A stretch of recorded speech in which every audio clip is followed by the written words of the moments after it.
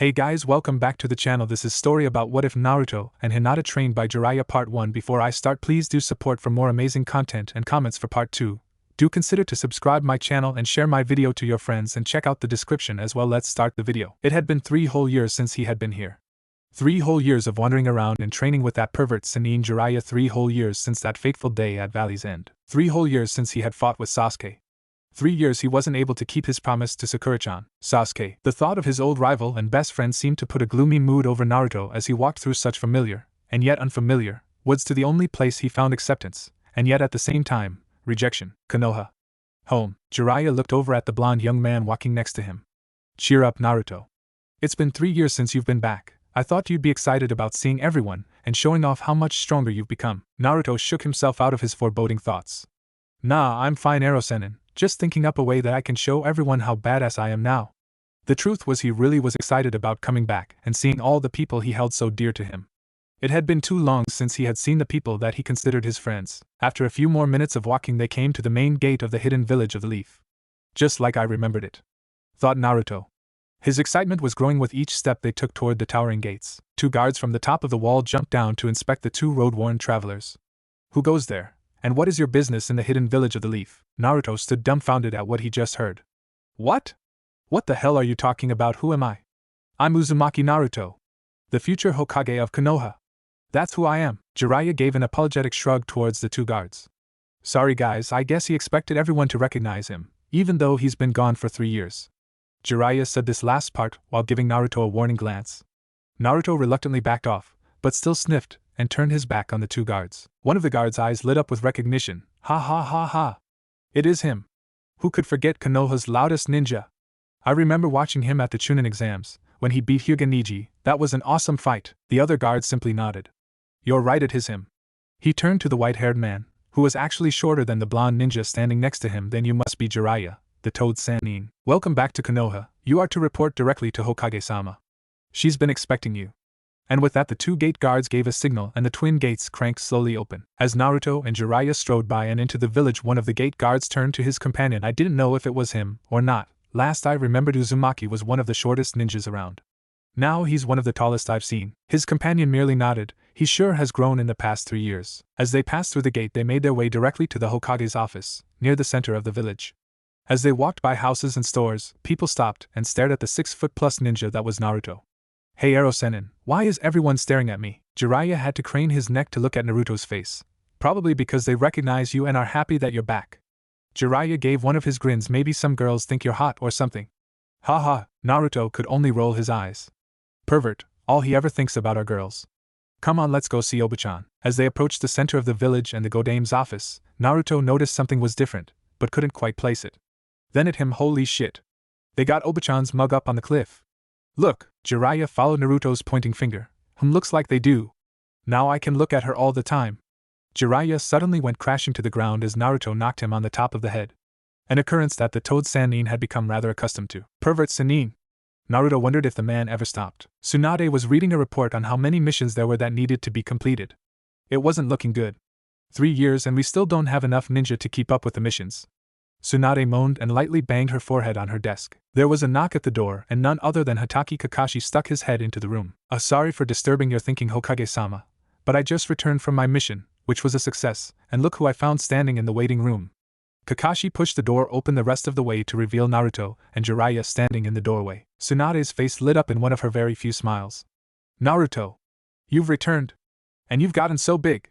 Wow! Tsunade walked around her desk and had to reach up to put her hands on the young man's shoulders. My. Haven't you grown up? Naruto grinned and scratched the back of his head. Thanks Oba-chan. I miss seeing you too, and I missed you too. Jiraiya piped up, smiling wide. Tsunade nodded curtly at her former teammate. Glad you're not dead yet either, Jiraiya. She then turned away from the 2, gesturing towards a couple of chairs. Sit, and Kakashi, thank you for bringing these 2. I'll document your mission as complete. As Kakashi closed the door behind him, Tsunade turned to the 2 sitting across from her.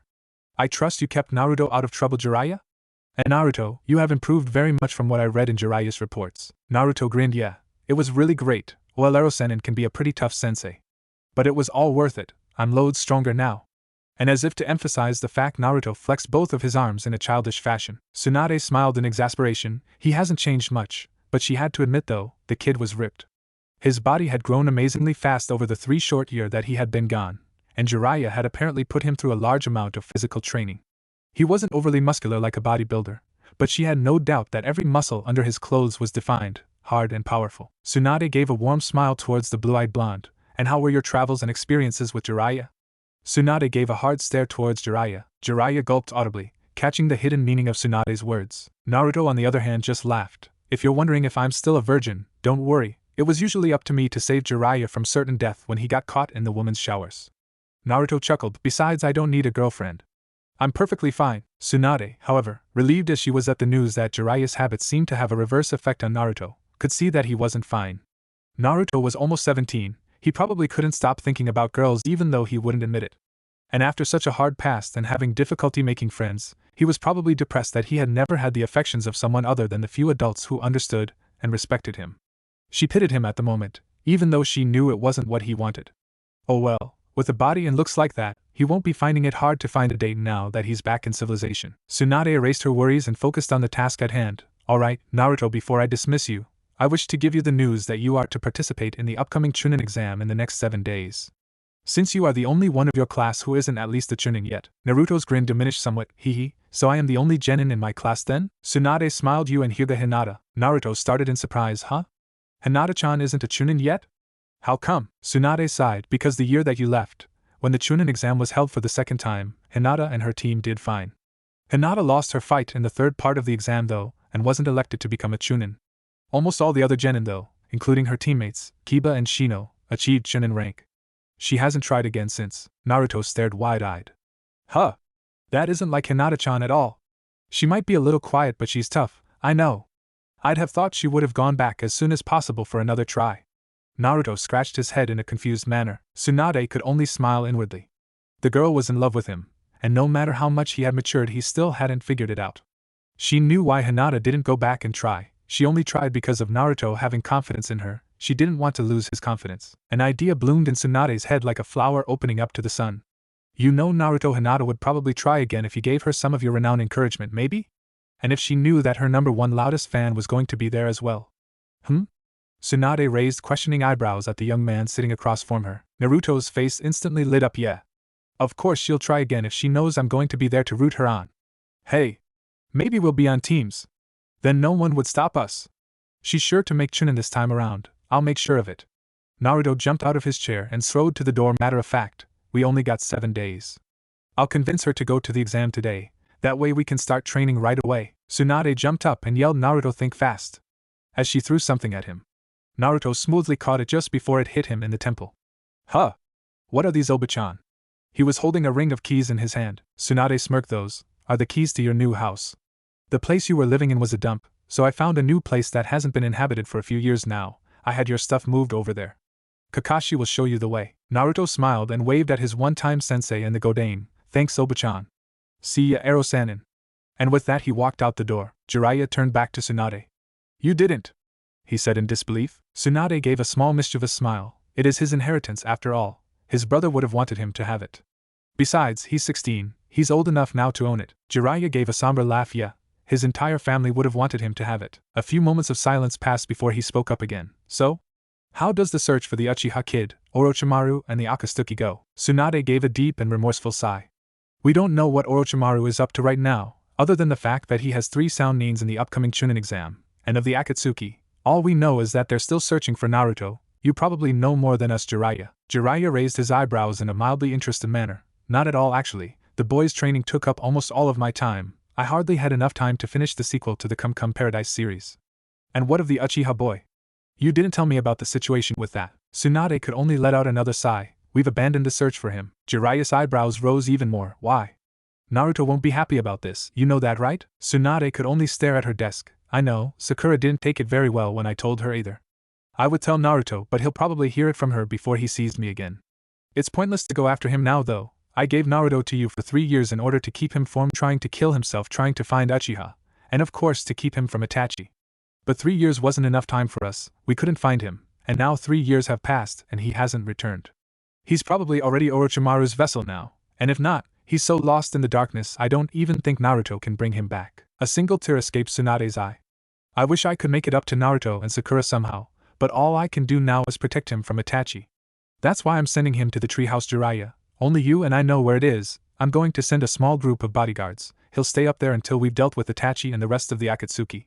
Tsunade sighed and rested her chin on her palms. I plan on telling him after the Chunin exam. I should have a team assembled by then to protect him. He won't like it, but he'll have to deal with it.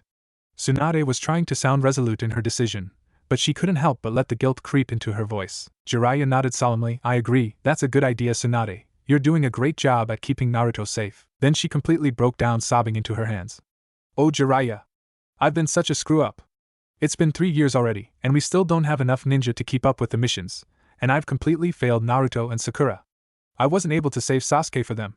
She continued to sob into her hands, tears leaking through her fingers. Jiraiya was at a loss and completely dumbfounded. Tsunade cried so rarely that he didn't remember the last time he had seen her cry. Maybe he never had. Not to mention the fact that tears were his one and only true weakness, even more so than beautiful women. Jiraiya got up slowly and walked around the desk and started to put his arm around his old teammate in an attempt to comfort her when out of nowhere a hand grabbed him by the throat and pulled him to eye level with Tsunade. If you even think about touching me in any way that could be deemed perverted, I'll knock you from here into tomorrow, said Tsunade through sobs and teary eyes. Never crossed my mind, squeaked Jiraiya. And with that, Tsunade threw herself against Jiraiya and continued to sob out all the frustration she had been keeping bottled up for the past 3 years into her teammate's chest as he held her with his arms and waited patiently for her to cry it all out. Kakashi and Naruto had just reached his new house. This can't be it, Oba-chan said. A house, not a freaking castle. Naruto was waving his hands at Kakashi, attempting to convince him that this wasn't the right place. Kakashi gave one of his melodramatic sighs and rolled his eyes. It's the right address, Naruto. I don't know what you're complaining about anyway. Isn't it big enough? Naruto stopped his yelling. Well, yeah, it's big enough. It's just really big. It was true, it wasn't just a house, it was an old abandoned clan house, almost as large as the Hyuga's clan house. There must have been over 100 bedrooms. That didn't include guest rooms, bathrooms, living rooms, the kitchen, the basement, the storage house, or the grounds for that matter. It was mostly single-story, but the main building was definitely at least 3 stories high. Kakashi chuckled. Well, just imagine the huge parties and raves you could have here. And with that he left Naruto standing at the front gate. Naruto just stood there for an hour, just looking at the complex from outside of the grounds before he went up to the double gate and pulled out his key, put a rather large iron key into the padlock on the gate. He turned the key slowly, only half hoping, then click. The padlock opened and the gate swung inward, hardly making a sound. Naruto grinned and walked up to the main building and opened the door with what was apparently the main house key, an elaborate key made of solid brass with a red spiral done in red on the handle. His day was getting better and better. He had come back to Konoha. He was entered in the upcoming Chunin exams, and now he had a giant castle-sized house all to himself. And it was still only 9 a.m. in the morning. He was having such a wonderful dream. His opponent had been caught in a trap that he couldn't get out of. His opponent's king couldn't move anywhere due to his strategically placed pieces. I've won, he thought amusingly and with just a touch of excitement. And just as he was about to place his rook and declare checkmate, Shikamaru! Chuji! Came a high, screaming voice, accompanied with intense pounding on a distant door. Wake up! I've got something to tell you. With that he heard a click and a door slam open and shut. Shikamaru slowly opened his eyes, waking up just before his intended chess dream victory. How can that woman be awake? They had just returned from a search and rescue mission that involved a kidnapped village lord and an angry gang boss, and he had just finally finished his report to Hokage-sama and fallen asleep. He turned over and noticed the light coming through the window blinds. So I did get some sleep. Then he noticed his clock. It was 9 a.m. He had only gotten 5 hours of sleep. Across from him and closer to the window slept the large and softly rumbling form of Chuji, his teammate, roommate, and best friend. He was still sleeping, oblivious to the shrieking blonde that was now marching up the stairs to their apartment room. Shikamaru envied him. Chuji, wake up, Shikamaru said softly. For some reason Chuji would wake up if you said his name in a normal tone of voice. He would not wake up, however, to any amount of ice water poured over his head. Shikamaru knew, he had tried it before to no avail. Huh? Why? Chuji slowly sat up, rubbing at his sleep-filled eyes. Shikamaru? Chuji began to yawn and stuck his hand over his mouth. Why you wake me up for? Shikamaru rolled his eyes and got out of bed. He was still dressed in his customary fishnet shirt, but he had left his Chunin vest hanging on his bedpost. Just listen. There came a pounding on their door and another high-pitched yell. Guys! Wake up! I've got some really awesome news! Shikamaru wondered why the door didn't splinter from the force of her yelling. Chuji rolled his eyes as well. He had black bags under his eyes, as did Shikamaru, he noticed. They had both stayed up till 4 in the morning finishing their mission report to the Hokage in hopes of a day of simply sleeping and lounging about in bed. Ino had said she had important business to take care of and was able to skip out on helping with the report.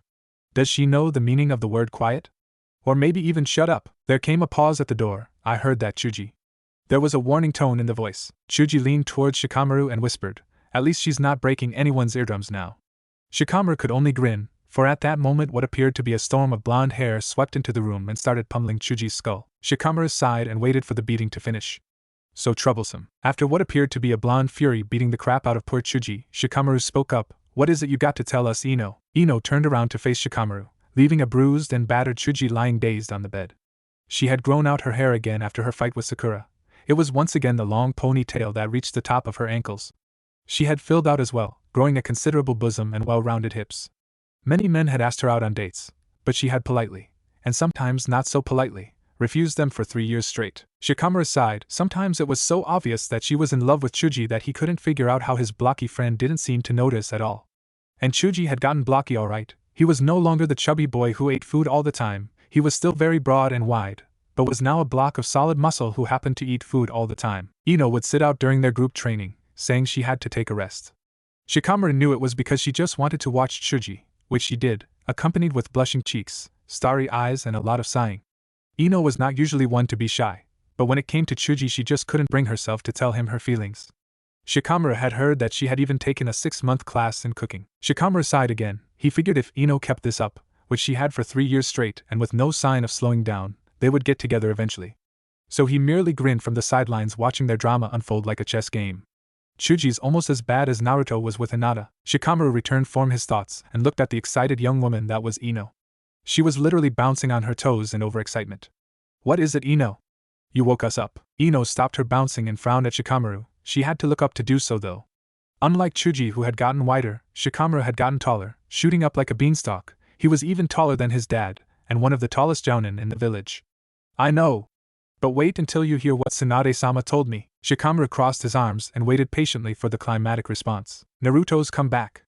And he's staying in that old clan house that they've been wanting to tear down for years." She positively shrieked it. Shikamaru's eyes widened in surprise. He had forgotten Naruto was supposed to be back this year. Chuji sat up from his bed, still swaying slightly from the pounding that his skull had received. "Naruto's come back? That is awesome." Ino literally glowed from the compliment unknowingly given to her from Chuji. Of course Chuji didn't give any sign of noticing. "Let me guess. You came up here to tell us this because you want us to go see him with you, right?" Even though Shikamaru would prefer sleep, he wouldn't mind seeing his one-time teammate again. Ino gave one of her flashy smiles that usually caused most men to get down on their hands and knees and crawl towards her drooling like dogs. It had no effect on either of the young men. "Actually, we're going shopping first. We need to get him some homecoming gifts. Meet me back here in 2 hours, and you better have your gifts." With that she sauntered expertly out of the room, exposing her swaying rear for Chuji to see. Chuji's only response was to raise his eyebrows slightly in mild interest, then turn to his friend with a weak smile. "I guess you and I are going shopping then, huh?" Shikamaru could only shake his head from side to side in an exasperated manner. Troublesome. Sakura sat in one of the blue seats with her back hunched and her chin resting on the palms of her hands. The seats were cushioned, but her butt was starting to get sore. Across the waiting room, facing her, lounged Kiba. In his often-seen dog fur parka. This one had white fur on it though, and he usually wore it open now, revealing the chestplate that he wore underneath. At Kiba's feet, laying with his giant head in his oversized paws, was Akamaru, no longer the small puppy that he once was, but now a rather large white-furred mutt, who, when not fighting, enjoyed tackling anyone in sight and licking their faces to death. Kiba had grown too. He was bigger of course, but the most noticeable difference was his hair, which was now a dark shaggy mane that reached past his shoulders. It could go without saying that he had no reason to wear his parka hood anymore. Sakura had hardly changed at all though, at least in dress. She still wore the same red dress and black shorts, with some minor alterations in design, suggested by Ino, plus she wore black gloves now almost at all times. The gloves were padded and especially made to withstand impact, so that she could perform her earth-shattering taijutsu techniques that Tsunade-sensei had taught her. She had filled out as well though, not as much as she would have liked however. She couldn't help but notice how many men happened to ignore her and stare at Ino's chest as they walked by. Unlike Ino however, she had kept her hair short around the jawline, and kept out of her face with her forehead protector that always sat on top of her head. They were both waiting for Shino to come out of the Hokage's office and finish handing in their mission report, so that they could get back to their apartment and catch some shut-eye. They had just returned from hunting down a runaway genin and returning him to Konoha custody. Finally the door opened and out came the intimidating figure of Shino. He was taller than Kiba and he now wore a black trench coat that reached his ankles and of course had a collar so high it hid half his face. He still wore the black glasses that hid his eyes though. Sakura could also see that he was growing a mustache, so that he was beginning to resemble his father. Sakura, Hokage-sama wishes to have a word with you. Sakura got up nervously and entered the Hokage's office. She could never tell what emotion Shino was feeling since he always spoke in a soft monotone. So she didn't know whether she was getting a praise or whether she was on thin ice. She softly closed the door behind her. Hokage-sama? Sakura could see the woman that was the leader of their village sitting behind her desk going through a stack of papers, chewing on the end of a pen and frowning in concentration. She looked like she was in her mid to late 20s, not her mid-50s like she should have appeared. The woman sitting behind the desk looked up to see the pink-haired girl standing nervously in front of the office door. Sit down, Sakura, and stop fidgeting, will you? You'd think I called you in here to yell at you. Sakura let out the breath she was holding in apparent relief. The temperamental Hokage wasn't going to give her one of her infamous shouting marathons. Of course, now that Sakura thought about it, she had no idea what she could have done to earn such a reprimand from the Hokage. What did you want to see me for, Tsunade-sensei? Tsunade set the papers she was working on to the side and rested her chin on her hands. I have some news to give you, Sakura. Your old teammate Naruto just returned from his training trip with Jiraiya about 2 hours ago. Tsunade smiled at the shocked expression on her pupil's face. Sakura jumped out of her chair in excitement, suppressing a girlish squeal. Naruto is back. Where the hell is he? I gotta go see him. Sakura was nearly exploding with almost uncontained energy. Naruto! She hadn't seen him since he was in the hospital, injured from his battle with Sasuke-kun. They had grown to become close friends then, both caring and worried for Sasuke. Tsunade smiled, remembering her excitement at seeing the young man return unharmed. She had missed him too. But Sakura caught a warning glance in Tsunade's eye and instantly calmed down. What is it, Tsunade-sensei? Tsunade took a deep breath, causing her bosom to stretch against her shirt, prepping herself for what she had to tell her student. Sakura, under any circumstances you cannot tell Naruto about us aborting the search for Sasuke. Sakura felt a well of anger begin to rise up. She still hadn't fully forgiven her sensei for not only abandoning the search for her Sasuke-kun, but for forbidding her of even trying to find him. And why not? Sakura almost spat the words between gritted teeth. Tsunade sighed. She understood Sakura's anger at her. Hell, she was angry at herself for doing it, but it was something that had to be done. You can still tell him, but you have to wait for a week or so, after the Chunin exams. I've entered Naruto, and I don't need him getting worried, depressed, angry, over-anxious, or all of the above while he's trying to focus on life and death situations during the exam. Do you understand, Sakura? You can still tell him, but you have to wait a bit. Tsunade leaned back in her chair and waited for her message to sink in. It took several minutes of Sakura silently fuming before she started to see the reasoning behind Tsunade's words. She sighed, almost letting go of all the anger and frustration she had built up, almost. I guess I can wait a bit.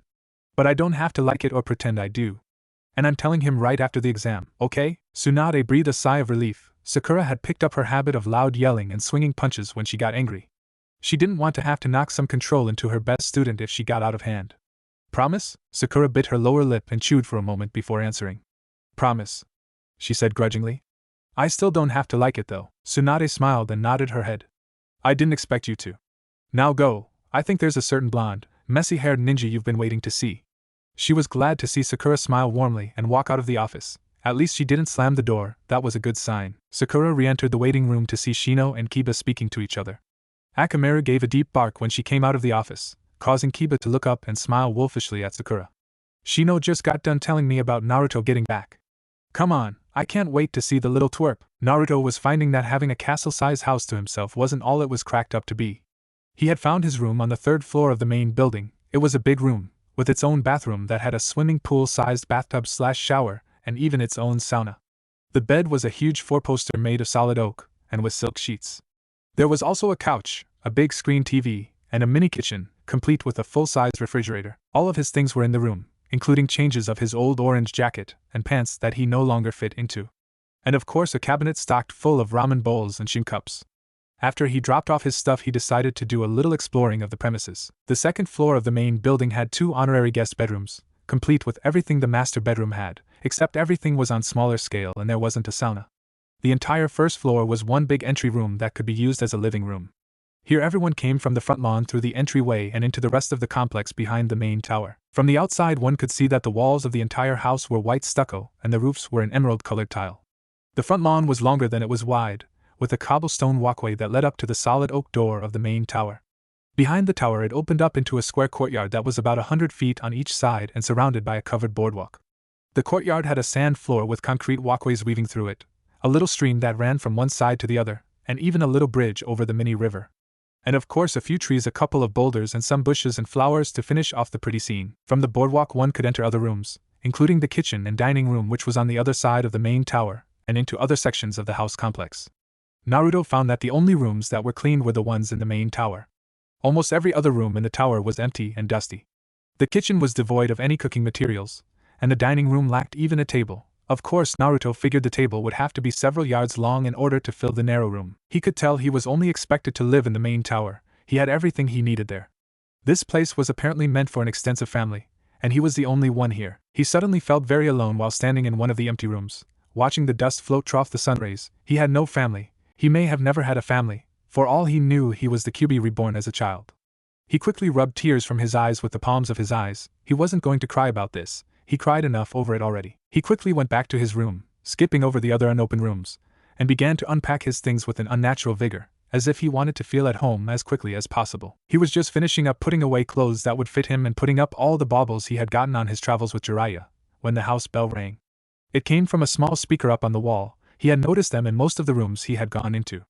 It made a small chiming sound that was peaceful, and yet at the same time slightly annoying. Naruto quickly pulled on an orange t-shirt and galloped down the stairs. He had been trying to see if his old orange jackets would fit him, only to end up causing the one he tried on to rip down the back as if he was transforming into the Hulk. I guess I've gotten a little bigger since I've worn my old clothes. When Naruto finally reached the front door, the doorbell had already rang twice more. Once he finally opened the door, he was quickly picked off the ground and treated to a rib-crushing hug. Naruto-san. Naruto was being crushed by what appeared to be someone with black hair and wearing a green leotard. Lee-san, you're crushing me. Naruto was instantly put down. Many apologies, Naruto-san. But I was just so happy to hear of your return to our homeland. Naruto looked up from his sitting position at the taijutsu master that had saved him from the psychopathic Kimimaro. Rock Lee. He hadn't changed much, other than the fact he had gotten taller, and was apparently more toned. He still wore the same green suit and orange stockings complete with bandaged arms. But now he wore a Chunin vest left unzipped, just like his sensei Mato guy. Many greetings, Naruto-san. I heard rumor of your return and quickly went to see the Hokage and ask of your whereabouts. Then I ran all the way here to see you as soon as possible. Lee smiled and struck his nice guy pose. Naruto could only gape at the amount of energy Lee-san projected. He seemed to be the only person who beat Naruto in stamina and hard work. Hey Lee-san. Naruto stood up and grasped Lee's hand in a vigorous handshake. That ended up with Naruto massaging his hand, wondering how many bones were broken. It's good to see you to Lee-san. Lee-san smiled wider. Many thanks, comrade. I have brought you, what do they call it? A homecoming gift? Lee-san produced from his vest a small, poorly wrapped package and handed it to Naruto. Naruto examined the present, which was wrapped in green wrapping paper, which he noticed matched Lee's ninja outfit. Lee, you shouldn't have. Lee let out a jovial laugh. Nonsense, my friend. It was my pleasure. Naruto examined the package a bit more before opening it. Inside was a box, and when he opened it he could see that inside lay 2 neatly folded strips of white cloth. Naruto pulled both out. Each strip was about 4 feet long. What are they? Lee held up his arms and pointed at the white bandages wrapped around his arms and smiled. Try them on, Naruto-san. I wish to see how you look in them. Naruto shrugged and began to wrap them around his arms. When he was done, he didn't know what to do exactly, so he struck a nice guy pose and smiled. Lee smiled and struck his own nice guy pose. Aha! Like a true warrior, Naruto-san. You and I, we shall keep the spring of youth alive. Naruto could only laugh good-heartedly. The bandages were quite comfortable, actually. He noticed Lee-san was grinning wider and wider and nearly bouncing on his toes from excitement. What is it, Lee-san? Naruto was quickly suspicious of the bouncing knee. As if he was waiting for that exact question, Lee burst out, You are going to love this part, Naruto-san. Naruto could only frown in confusion. Please, my friend, try gathering your chakra into your armbands. Trust me, you will like this. Naruto continued to frown and began to gather a little bit of chakra into the arm bandages. Okay, now what? Lee-san smiled. Release it. Naruto scowled. What? But Lee was persistent. Just release it. Naruto did as he was asked, and was instantly shocked at what he saw. The chakra in his armbands should have dissipated after releasing it, but instead the chakra was still there in the armbands, swirling around, visible to his eyes. Whoa! Cool! They store chakra. Lee-san smiled his widest. Yes, they do. They are just like mine. You can store an equivalent amount of chakra in your armbands equal to how much you normally have fully rested, and you can save it for later at any time.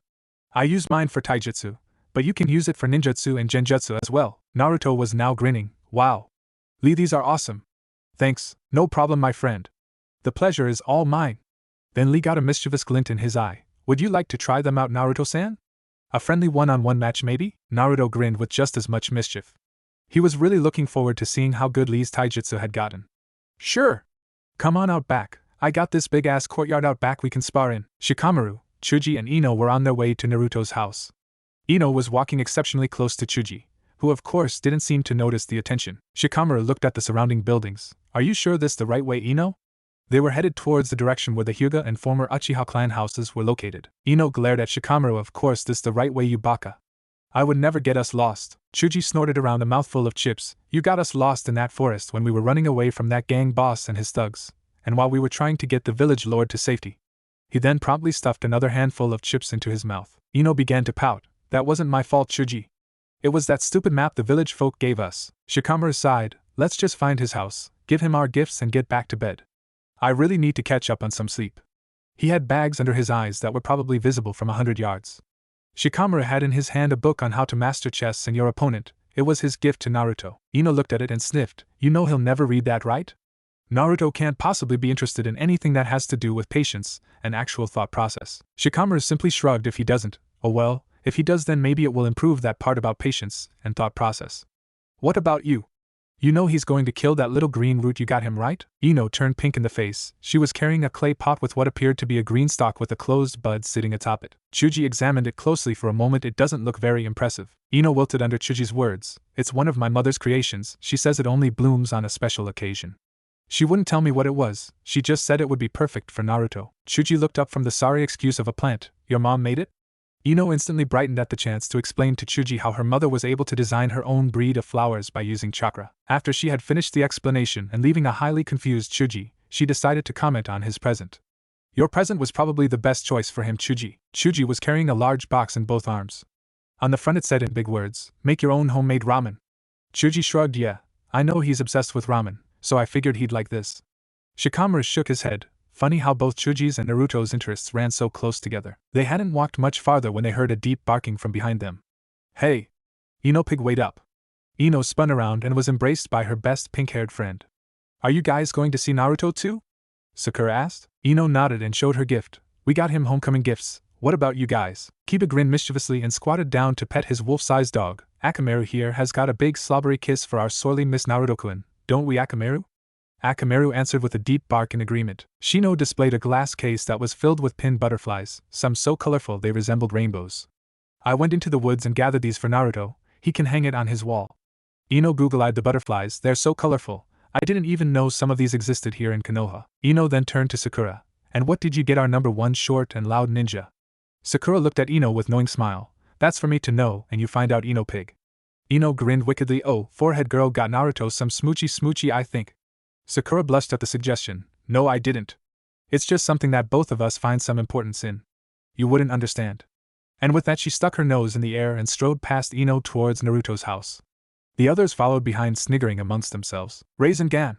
Naruto slammed the whirling vortex of energy into the boulder, completely demolishing it. Lee-san had just been standing there a split second ago. Shit! He has really gotten faster. Naruto heard the taijutsu master's voice behind him. Aha! Not bad, Naruto-san. But you'll have to be faster than that if you wish to hit me. With that, Rock Lee charged Naruto and performed a sweep kick with his right leg. Naruto easily dodged it by ducking low, but Lee kept spinning and brought his foot back around for a second kick. It was so fast that Naruto didn't have time to even block. Lee's foot connected with Naruto's face and sent him skidding into a tree about 20 feet away. That was the third time Lee had sent Naruto flying. Naruto got up quickly, on the lookout for any follow-up attacks. I am impressed, Naruto-san. You stand up when many would fall with such hits. Naruto merely grinned. He was having the time of his life. Lee-san grinned too and charged again. Halfway to Naruto he suddenly seemed to become blurry, and then disappeared from sight. Behind me. But when Naruto turned to look there was only a blur of what was Lee-san. In front of you, my friend. As Naruto turned he found another foot connecting with his face. Naruto slowly got up again. His face was starting to get sore. Fine, I've got a couple of tricks up my sleeve to slow him down. Lee charged again. But this time Naruto was ready. He had gathered as much chakra that he could hold in the center of his body, and Lee was almost on him. He did something that would make Hyuga Neji proud. He released all of the energy in a blast that emanated from every part of his body. Lee-san was in the air up above Naruto when the blast hit. He was now trying to force his way through the swirling vortex with his fist, just as Naruto had hoped. Naruto quickly did some hand seals and yelled Teiju no Jutsu. Hand shackle technique. The swirling vortex, like a snake, wrapped itself around Lee-san's fist. The other end was attached to Naruto's hand. Naruto grinned devilishly up at Lee-san. Lee gulped audibly. Naruto started to swing Lee-san around and around in a big circle as if getting ready for a hammer throw. Lee-san was struggling against the bond and trying to get back to the ground, but the bond of chakra held and Lee-san was too high up in the air to reach the ground. The spinning started to get faster and faster until Naruto was swinging so fast that he was leaning back balanced on one heel, using Lee-san's weight to keep him balanced and spinning.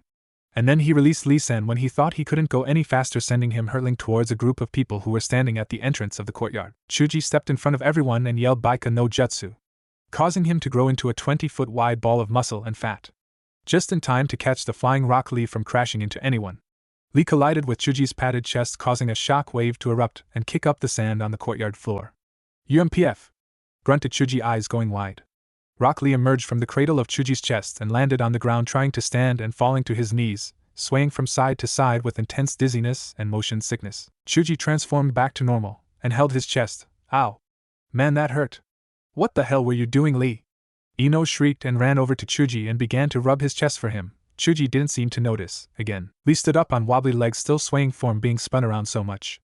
Naruto-san, Lee stuck his thumb behind him, and he pointed at himself. We're just having a friendly match to see how strong we had gotten. Lee giggled. It apparently got a little out of hand. Lee-san! Shrieked Sakura. She ran over to Lee and put his arm over her shoulders to help steady him. I am fine, Sakura-chan, just a little dizzy. Hee. Lee stood up straight as if to prove it, and promptly fell on his ass. Sorry about that, Lee-san, said a familiar yet deep voice from behind Sakura. Ino and all the others were staring open-mouthed behind her. Sakura wheeled around Naruto. But where Naruto's head was supposed to be was Naruto's crotch. Sakura blushed and slowly began to look up. Past the pant line of the dark blue jeans, across a set of washboard abs, past a well-developed chest and shoulders, up a muscular neck and into two very familiar sky-blue eyes, topped by a mop of unruly blonde locks. He had apparently taken off his shirt before his sparring match with Lee-san. Naruto? Even inner Sakura was unnaturally quiet. Wow, Sakura-chan! Naruto yelled, and with that he picked her up off the ground and threw her into the air as if she was a child. Eek. When she landed back in Naruto's arms, she was greeted by lung-crushing hug. Ugh. Naruto didn't seem to notice. I missed you, Sakura-chan. Naruto put Sakura down, who had by now turned beet red. She quickly squeaked out a good to see you too, Naruto, and then turned around and stiffly walked back to the others, trying to hide her lobster-colored face. A white blur ran past her and tackled Naruto and began to lick his face without mercy. Akamaru. Umph. Kiba, get your dog off of me. Naruto spluttered the words, trying to keep dog drool from entering his mouth. Kiba and the others were doubled over in laughter. Kiba was rolling on the ground. Okay, Akamaru, get your hairy butt back over here before Naruto decides to whip it, panted Kiba after he had gained some control. Naruto scowled at Kiba. I guess that was your gift to me, huh? Figures you'd get me back for beating the crap out of you at the Chunin exam. Kiba rolled his eyes. Ha. Ha. Very funny, smartass. Naruto grinned to himself. It's good seeing you too, Kiba. Shikamaru shrugged. Might as well get this over with so I can get back home and sleep. Naruto nodded his head. Come on then, everyone back inside. He made shooing gestures with his hands towards the house. Everyone gathered inside the main living room on the first floor, sitting on the many couches. Damn. I have to say, your house is huge, Naruto, exclaimed Kiba. Naruto scratched the back of his head and gave an embarrassed smile. Yeah, it sure is. I have no idea why Oba-chan gave it to me. Ino and Sakura weren't paying any attention to the boys' conversation. Instead, they were still staring pop-eyed at Naruto's shirtless upper half. Shikamaru noticed the bandages wrapped around Naruto's arms. I'm guessing those are from Lee-san? Well, anyway, here's my gift. I don't expect you to read it or anything, but if you do, it'll help you a lot on things like strategy situations that you find in battles. Naruto examined the book. Sweet. I've always wondered how you played that stupid game. Thanks, Shikamaru. Shikamaru rolled his eyes in exasperation and sat back down next to Chuji.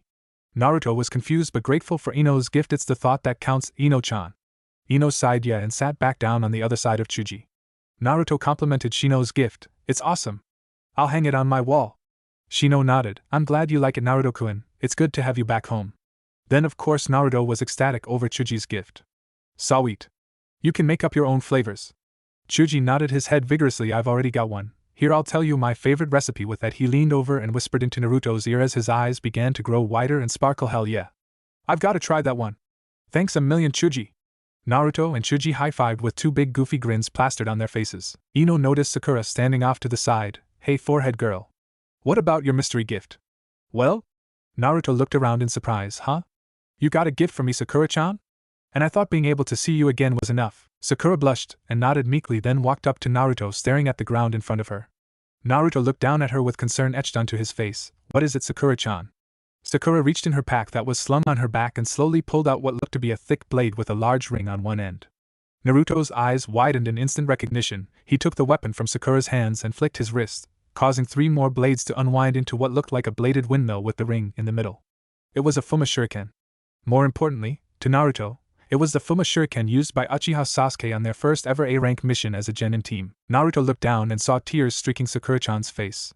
Slowly, realization dawned on Naruto. They hadn't found Sasuke. Sakura-chan. Naruto had such sorrow and worry on his face that Sakura couldn't take it any longer. "Oh Naruto!" And she threw herself at Naruto and began to sob her pain into his chest. Sakura-chan. Naruto felt like crying himself. He had hoped that when he got back that Sasuke would be waiting and safe. He had fooled himself. He gently wrapped his arms around Sakura and let her cry out her sorrow, trying his best to keep his hidden. The rest of the group had turned their faces from the dramatic scene out of embarrassment. Even Akamaru hid his face in his paws. All except Ino, who was sighing and gazing starry-eyed at the pair in front of her. Shikamaru coughed, and Sakura-chan quickly pushed away from Naruto, blushing and embarrassed at what she had just done. But when she looked into Naruto's eyes, she realized that she had nothing to fear. He hadn't taken it the wrong way. Naruto knew he had lost to Sasuke when it came to Sakura-chan. He knew that long ago. And he saw that in her face just then. They were friends, very good friends now, but still just friends. He smiled sheepishly, letting her know he understood. If he couldn't have her as his girlfriend, then he would help her deal with Sasuke, in whatever way that was. Sakura was considering telling Naruto everything right then, despite her promise to Tsunade-sensei. When Shikamaru and Chuji stood up. "Well, it's 2 o'clock, I'm going home and I plan on sleeping the rest of the day," he said the last part while glaring at Ino. She rolled her eyes in annoyance. "Sure. Whatever." Naruto's head snapped up. 2 o'clock. He grabbed all his gifts and put them in a pile next to one of the couches, and pulled on his orange shirt, while running towards the front door. "Hey, sorry guys. But I'll, see you tomorrow, I guess later." And with that he ran out of the house and towards the front gate. Sakura yelled after him, "Naruto! Where are you going?" Naruto yelled over his shoulder while waving goodbye, "I've gotta go see Hinata-chan. It's important. Later." And exited the front lawn and began to run down the street towards the Hyuga clan house. Ino frowned with confusion. "What's so important about Hinata-chan that he has to run out on us at only 2 o'clock in the afternoon?" Shikamaru sighed and walked down the steps formed the front door, heading towards the gate, and ultimately bed. He sighed again and looked at the clouds in the sky. Was he the only one that ever noticed these things? Naruto ran as fast as he could. He hoped he remembered where the Hyuga house was. Luckily it wasn't too far away from his own clan house. He had gotten back to Konoha somewhere between 7 and 8 in the morning. He had been planning on convincing Hinata-chan to join him in the Chunin exam and start their training that day. However, he had gotten caught up in exploring his new home. Then Lee-san had come and challenged him to a friendly one-on-one sparring match that turned a little rough halfway through. Then everyone else from his graduating class had come and given him homecoming gifts, including Lee-san, all except Hinata-chan. It was already past 2 in the afternoon, and it would be evening soon. He had to convince Hinata-chan now, so that they could get some training in before she had to go home. Naruto spotted the walled compound that was the Hyuga clan house. Above the double iron gate was painted the Hyuga clan symbol of the teardrop-shaped flame. He silently shouted with joy that he had found the house so quickly. He came up to the iron-bound gate and noticed it was locked. There was a doorbell complete with an intercom next to the gate. "I don't have time for this," he yelled mentally. He remembered going to see Lords with Jiraiya. He was apparently well known and liked by anyone who knew of the Come Paradise books. The Lords had the same setup, a gate with an intercom. Then you would push the doorbell, talk to a door servant through the intercom who asked for an appointment, and said they would check back if you did have one. Naruto remembered waiting for up to an hour outside a Lord's house before they were allowed even past the gate. That had been with the famous Jiraiya, who was invited. Naruto was not famous, more like infamous, and he didn't have an appointment. He jumped the wall. Hoping they didn't care too much about security, Naruto dashed to what appeared to him to be the main building, walked up calmly and knocked on the door. Inside he could hear someone jump up and run to the door. It was answered by a middle-aged woman who came to about Naruto's chest in height. She had the white eyes of a Hyuga, and the seal of the branch family tattooed onto her forehead. She looked up at Naruto with shock and fear-filled eyes. "What are you doing inside the premises?" "The gate was locked. Hiashi-sama isn't seeing anyone for another hour." She was apparently panicking, thinking he was either a robber or a visitor that she had forgotten to put in her date book. Naruto laughed and scratched the back of his head. "I'm not here to see Hinata-chan's father. I'm here to see Hinata-chan. Sorry, it's kinda important, so I didn't have time to wait for someone to let me in, so I kinda jumped the wall. Sorry. But you gotta understand it is important, and I didn't have a lot of time." The woman calmed down rather quickly, then got a glint in her eye and smiled knowingly. "Ah. I see." She then proceeded to look Naruto up and down, as if inspecting him. Naruto suddenly remembered that all the Hyugas could use the Byakugan, and turned scarlet red and tried his best to cover his vital areas with his hands. What was wrong with this woman? The woman finished her inspection. Not bad if you asked me. I'd say you're a pretty good one for her first. Young and fit, that's how I like him myself. Haven't had to worry about that though ever since I got married. Oh well. Be a dear and stay right here. I'll send someone to see to you. And she opened the door the rest of the way to let him in, then quickly disappeared down a hallway. Her first marriage? What was that old bat talking about? And who was this her that she was referring to? Naruto didn't have enough time to dwell on his thoughts, for coming into the room was not Hinata, but Hisashi, her father. Hiashi stopped halfway into the room, his eyes widened only slightly in recognition. Uzumaki, I presume, so it was true that you have actually returned to Konoha. His eyes narrowed. What brings you to my household, and without proper invitation? Those eyes. Hiashi was staring hard at Naruto with eyes as cold as ice. He had seen those eyes before, the coldness and accusation they held. Almost all of the village elders, and anyone else who could remember the attack of the Kyuubi looked at him that way. Naruto was only an inch or two taller than Hiashi, but the Hyuga Lord made Naruto feel as if he was only half his height. Hayashi's eyes only narrowed even more at the lack of response. I ask again, what was so important to you, that you had to jump my household wall to get here, Uzumaki? A well of anger began to rise in Naruto, like a fire starting in his gut and working its way up his chest. When Hiashi had paused and saying his name, he could almost hear him say Kyuubi. He suddenly didn't feel so much smaller anymore. Naruto stood up straighter, trying to make himself taller. I came here to see Hinata-chan. It's about the Chunin exam. I want her to enter so that she can pass it with me and become a Chunin. Hiashi was silent for a moment before giving his answer. No. Naruto's eyes widened in anger. What the hell do you mean no? Hiashi grimaced. No, as in, Hinata is not taking the Chunin exam. I will not allow her to disgrace this family again. Naruto could only gape open-mouthed at what the Hyuga Lord just said. What? I thought you would want Hinata-chan to get stronger so that she could be a strong heir. What was wrong with this guy? Hiashi stared at Naruto with icy patience. Hinata is no longer the heir to the Hyuga clan. I have relieved her of that position and would have put her in the branch house if I could. I have appointed my second daughter, Hanabi, as my successor. Naruto's anger was beginning to get close to its limit. Why would you do something like that? He said through gritted teeth. Hiashi merely stated his reply in cold indifference. Because she is weak. Not only was she defeated by a member of the branch family, she failed her second attempt at achieving Chunin rank. She chose not to try again.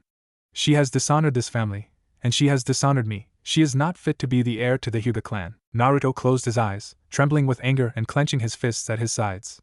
If he was a younger Naruto, a less mature Naruto, he would have thoughtlessly attacked Hinata's father and probably been soundly beaten, if not killed. Naruto raised his eyes to meet Hayashi's. He would not look away. Hinata is not weak. He was still trembling and trying to talk through his grinding teeth. Hiashi smirked, and Naruto realized the man did not smile often for a very good reason. He was twice as intimidating by just giving a small half-smile. Naruto did not take his eyes away from Hayashi's though. You truly believe that, don't you? You truly and foolishly believe that. Naruto kept his gaze on Hayashi's. I don't believe it, I know it. His anger was beginning to recede, replaced by a rock-hard determination. He would not leave until he had talked to Hinata-chan, even if he had to fight to stay inside the grounds. Hiashi noticed the look in Naruto's eyes and his smirk dropped, replaced by his normal scowl. They stared at each other for what seemed to be hours before Hiashi spoke again. Very well, she can do as she wishes. It is no concern of mine. She is weak, and if she wishes to embarrass herself, then so be it. But she will not wear the crest of the Hyuga family if she enters the Chunin exam. She will not shame my house again.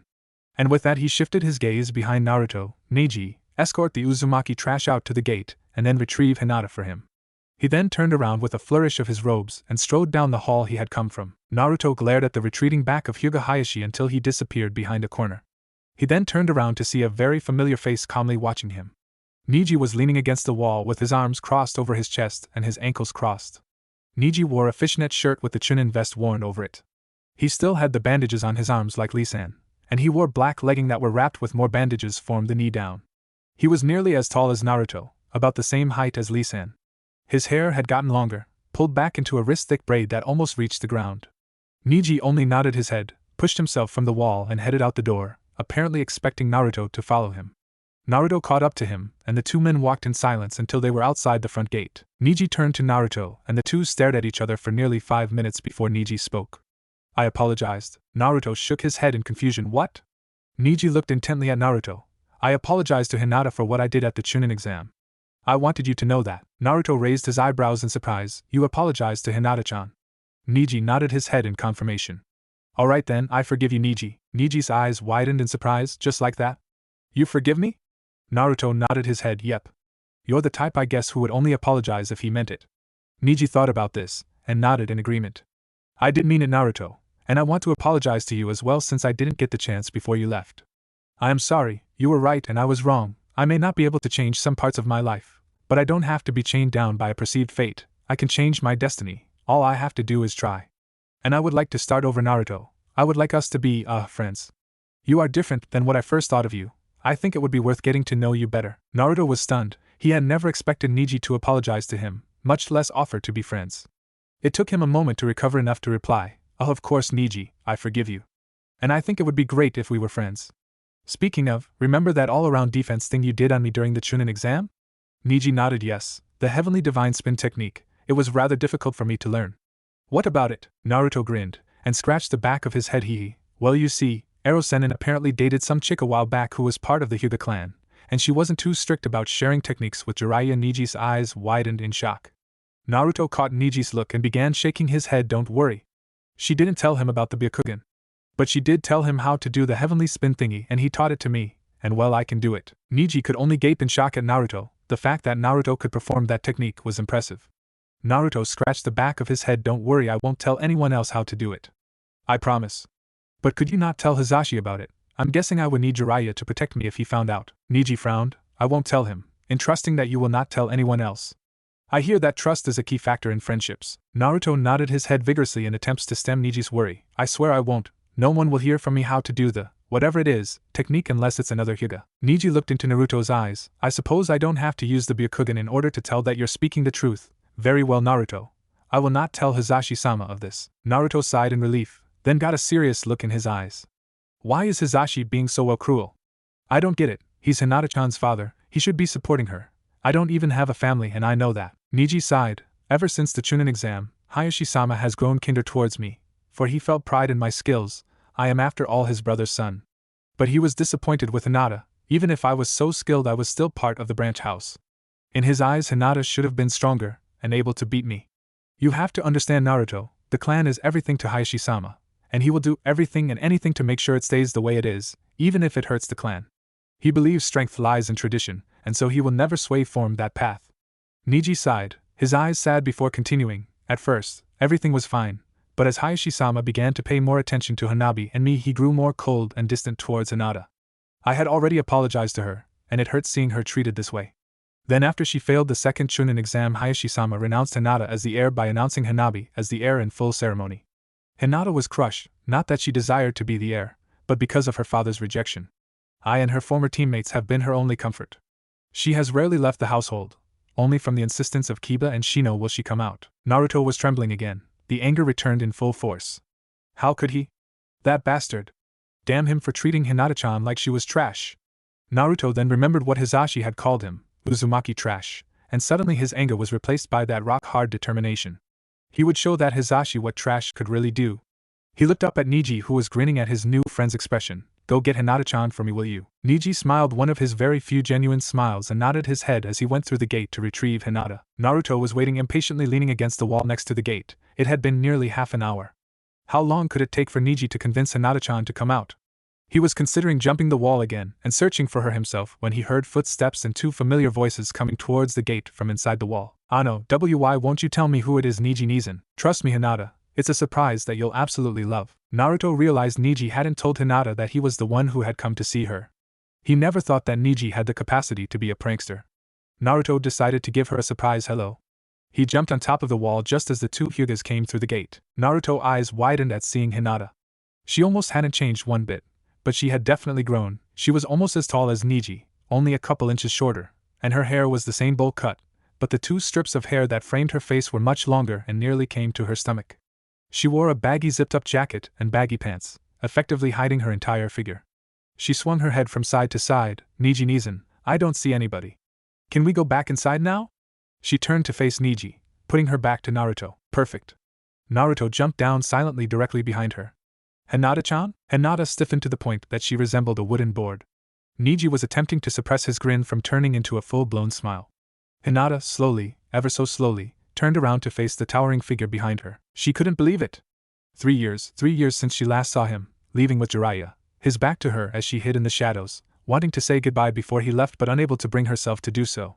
3 years, and now the man of her dreams, of every single one of her most secret fantasies, was standing before her. He was so tall and muscular. Hinata blushed even more than she already was at the thought. And he still had that self-confident grin and those beautiful golden locks that she had always secretly wanted to run her hands through. And his eyes, those eyes with irises the color of the noonday sky, were looking at her with the utmost joy. He's actually happy to see me. The thought was too much. Hinata fainted. When Hinata-chan fainted, Naruto didn't know what to think. Had he surprised her maybe a little too much? He reached out of reflex and caught her in his arms before she hit the ground. He looked at the sleeping figure that was resting in his arms. She's really peaceful sleeping. Even pretty. Naruto realized what he was thinking and blushed, quickly diverting his thoughts and turning to Neji. Sorry? Neji shook his head. Don't worry, I'm not surprised that this happened. I was just hoping it wouldn't. Come on, if you're going to convince her that she needs to take the Chunin exam, let's get her away from the clan house before she comes to. Naruto nodded in agreement. But as Neji started to walk away, he began to panic. Wait. Neji. What am I supposed to do? He gestured with his head at the sleeping woman in his arms.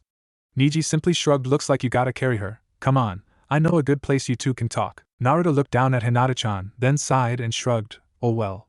He put one arm behind her shoulders and one underneath her knees and started to follow Neji. It was okay at first, she was pretty light, but then the sleeping Hinata began to snuggle against his shoulder.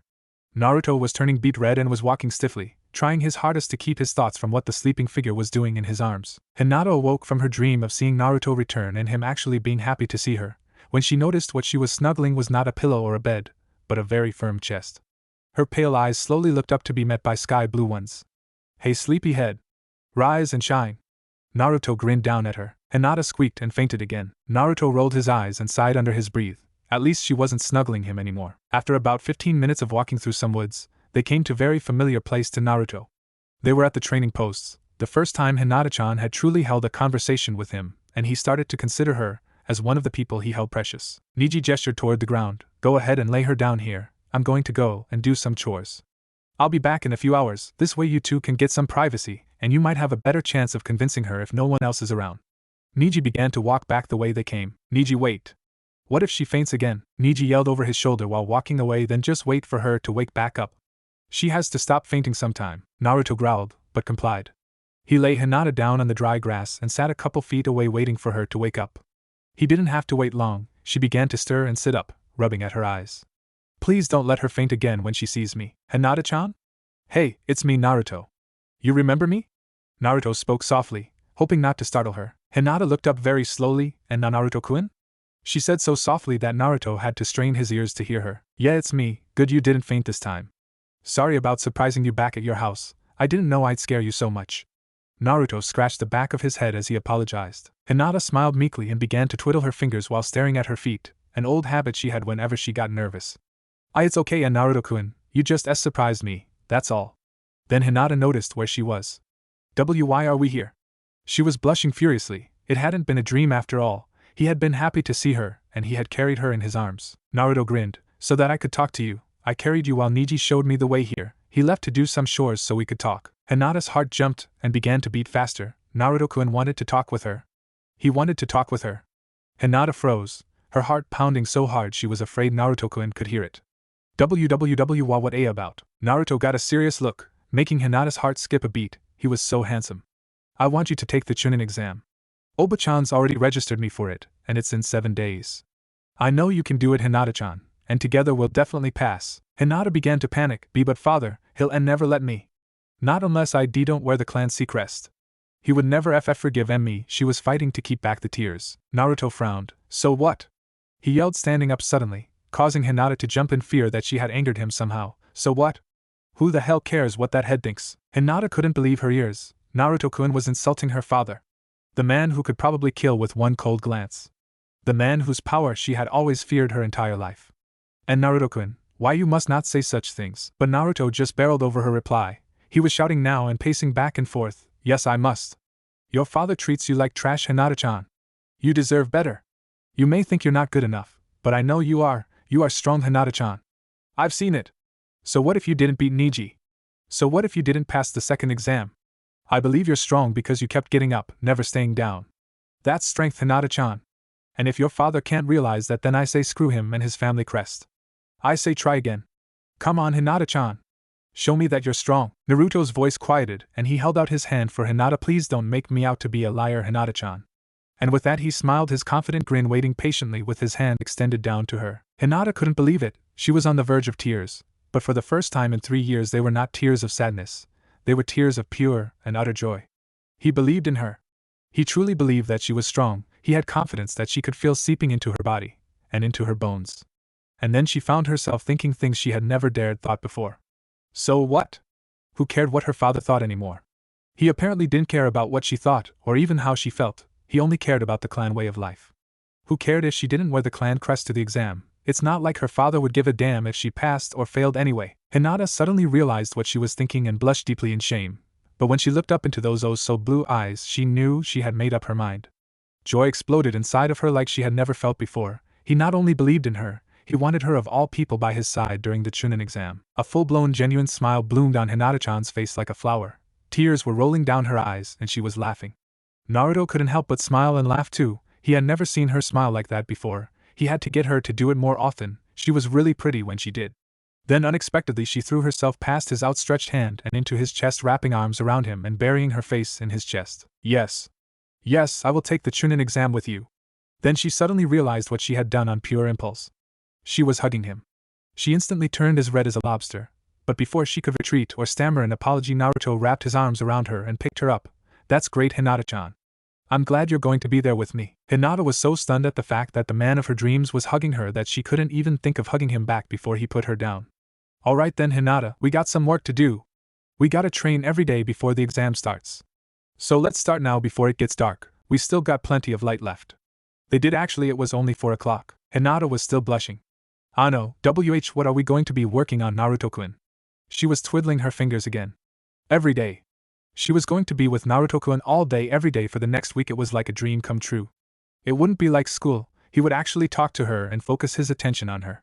It was almost too much. Naruto grinned. Well, I've been training for 3 years, and you almost quite being a shinobi for just as long, so we'll be mostly working on your techniques and stuff like that. Hinata paled. She was happy and terrified at the same time.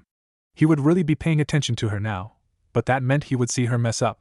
She couldn't bear the thought of disappointing him. Naruto didn't seem to notice though. Alright, I know your clan does the Juken style of fighting, but what I guess, from watching your fight with Neji, is that you're not very good at close quarters combat. Am I right so far? Hinata wilted under Naruto-kun's criticism, but nodded anyway. Hi. Naruto nodded. Alright then, I'll just have to teach you something different that will make you better. Hinata looked up surprised. What are you going to teach me, Naruto-kun? She whispered anxiously. She didn't want to disappoint him by failing at learning what he was going to show her. Naruto grinned. I got this awesome idea for you, Hinata-chan.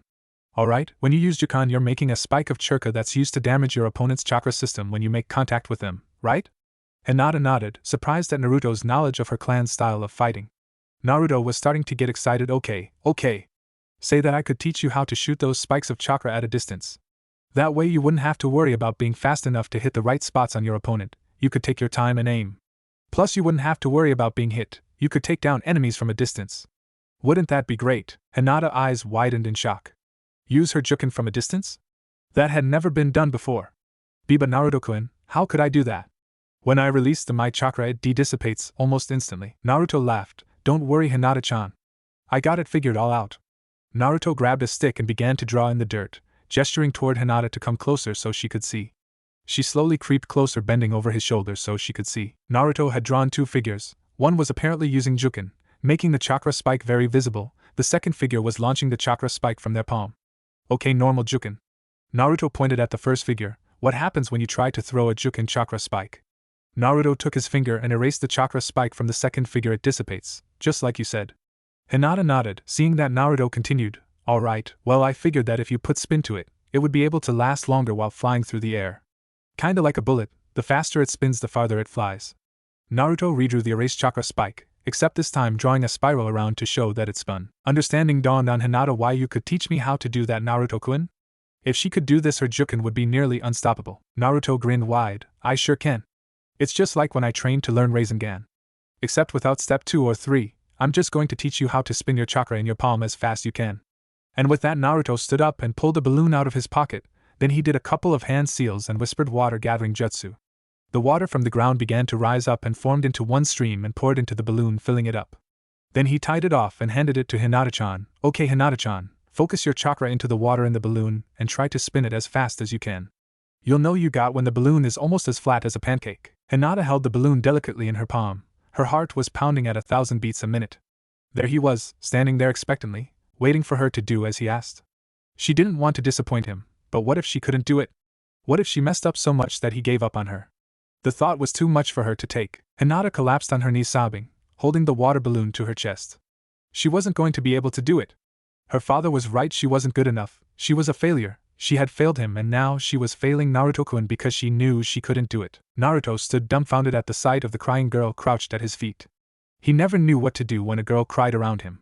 He was tempted to run away out fear of messing up whatever he tried to do. But he felt that that wasn't the right thing to do here, so he slowly got to his knees and placed his hand on Hinata-chan and began to rub her back. Hinata-chan, what's wrong? Through choked sobs he could hear her reply, I am sorry and Naruto-kun I can't do it. I'll let you down. Naruto suddenly felt the very strong urge to protect Hinata-chan from, well, everything. Her father, her fears and worries, and anyone else who would hurt her. Without thinking, Naruto slid his arms around Hinata, lifted her so she was sitting up and hugged her to him so that she was crying into his shoulder. Hinata froze. Naruto-kun was hugging her again, but this time it was different. She suddenly felt very warm and she had a feeling of security and safety. She soon felt that she didn't want to cry anymore. He hadn't turned away, calling her a failure. He had instead showed her that he cared and that he still believed in her. Hinata felt her arms wrap around Naruto as she rested her head on his shoulder. They sat there like that, holding on to each other, for what seemed like forever to Hinata, before Naruto spoke. You can do it, Hinata-chan. I know you can, you just have to keep trying. Naruto paused. Trust me. Hinata was overwhelmed with confidence, and something she had not felt in a long time, determination. Thank you, Naruto-kun. Naruto pulled away from her so she could see his face, and smiled. No problem, Hinata-chan, you're my friend, and I know you can do it. Hinata was shocked, and then a sense of joy seeped in to replace it. Friend. He had just called her friend. This was more than she could ever hope for. She thought she was just going to be his teammate, and she was planning on being the best one she could. But he had called her friend. It was what she had always wanted, not what she secretly hoped for, but what she hoped someday would happen. Tears began to well up in her eyes again. Naruto almost panicked when he saw the tears in Hinata-chan's eyes. He didn't want her to cry again, but then he saw her smiling. She really was pretty when she smiled. Hinata stood up on her own. Alright, let's get this balloon as flat as pancake. Naruto jumped up. Yeah, Hinata-chan. That's what I'm talking about. Hinata blushed when Naruto smiled at her. Let's get to training. Hinata lay in her bed unable to sleep. She couldn't stop thinking about the day before. Naruto-kun had proclaimed his friendship to her, and they had hugged. The mere thought made Hinata squirm and let out an involuntary giggle. Those thoughts had been running through her head all through their training session and throughout the rest of the evening. Especially when he had walked her home and had said goodbye. They didn't hug, but Naruto-kun had said to meet him outside his front gate at 8 a.m. in the morning so they could start training early and get some serious work done on her new technique throughout the rest of the day. She had been upset at first at the fact that she could barely get the water to spin in the balloon at first. But when she was about to break down again, thinking that all her hope had just been demolished, Naruto-kun had just came up and patted her back and said she was doing great. Her doubts had been instantly erased, and her newly found bit of confidence returned, though she did blush quite a bit at his touch, even if it was just a pat on the back. Naruto-kun had said it took him longer to get as far as she had. And so the rest of the hours had passed with her intently concentrating on the water balloon, and Naruto-kun patiently watching only a few feet away. At times she would become conscious of Naruto-kun's closeness, and the fact that his attention was purely on her, or thoughts of them hugging would intrude and she would have to start over again because the water lost its velocity. But that didn't stop her from trying, not this time, not with Naruto-kun standing by and having the utmost confidence in her no matter how many times she messed up. Finally, when the sun had sunk halfway down the horizon, they decided to call it a night and head home. She had gotten to the point where the balloon was violently swishing from side to side and had begun to warp. He had offered to walk her home because he wanted to make sure that she got home okay. She had agreed, but reluctantly. What would they talk about? She didn't need to worry about it during the training because they were only focusing on getting her techniques down. But now as they walked through the golden haze of late evening, their shadows grown long in front of them, they walked in an awkward silence, Naruto-kun trying to find something to talk about, and her trying to find the courage to start a conversation. They walked in silence. Naruto felt a little awkward. He had offered to walk her home, even though it was only a 15-minute walk, and now he couldn't find anything to say to her. He was feeling kinda weird, he couldn't explain it, and he didn't know why. Hinata was having an internal struggle, more like an internal war actually. She had so many things to say to him, and yet she couldn't bring herself to say even the most discreet things, like how do you think I did today, or are we going to train tomorrow? She didn't know what was wrong with her that she couldn't bring herself to just open her mouth. Before both of them knew it, they could see the front gate to the Hyuga household. She wanted to say goodbye, she wanted to say anything, just something to get rid of this silence. But she couldn't bring herself to do it, so instead of making herself look like a fool just standing there in silence waiting for something to happen, she turned and started to walk slowly and stiffly back to her house. But she had only taken 3 steps when the worst that could happen happened. She tripped. Naruto stood there awkwardly. He wanted to say goodbye, but he didn't know how to bring himself to do it. Should he say it? Give her a handshake or a pat on the back? Or should he hug her like they did early that afternoon? Naruto almost blushed at that thought. He was thinking that he might have enjoyed that a little too much. Damn Jiraiya! His perverseness was apparently rubbing off on him. But then Hinata-chan turned and started to walk towards her house, her hands in the pockets of her baggy jacket. She had only gone a couple of steps when she tripped on the hem of her overly baggy pants. She was going to fall straight on her face. Naruto did the only thing he could. He lunged and dived in front of her to catch her. Oh my gods! Naruto had his arms around her and pinning her arms to her sides, and she was laying on top of him.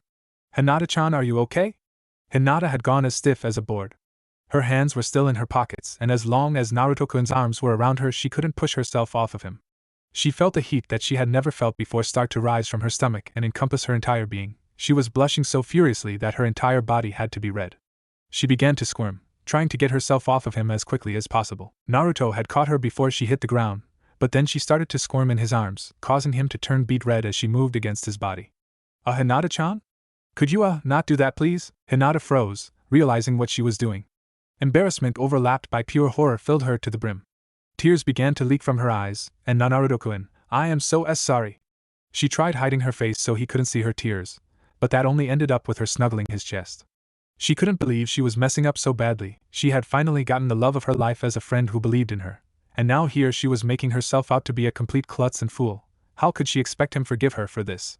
The tears began to come faster, and her body was shaking with her silent sobbing. Naruto was stupefied. She was crying again. Damn it! Why did he keep making her cry? She must think that he was a real asshole or something now. He had made her cry twice in only the span of a few hours. Naruto sat up with her in his arms. Hinata-chan, why are you sorry?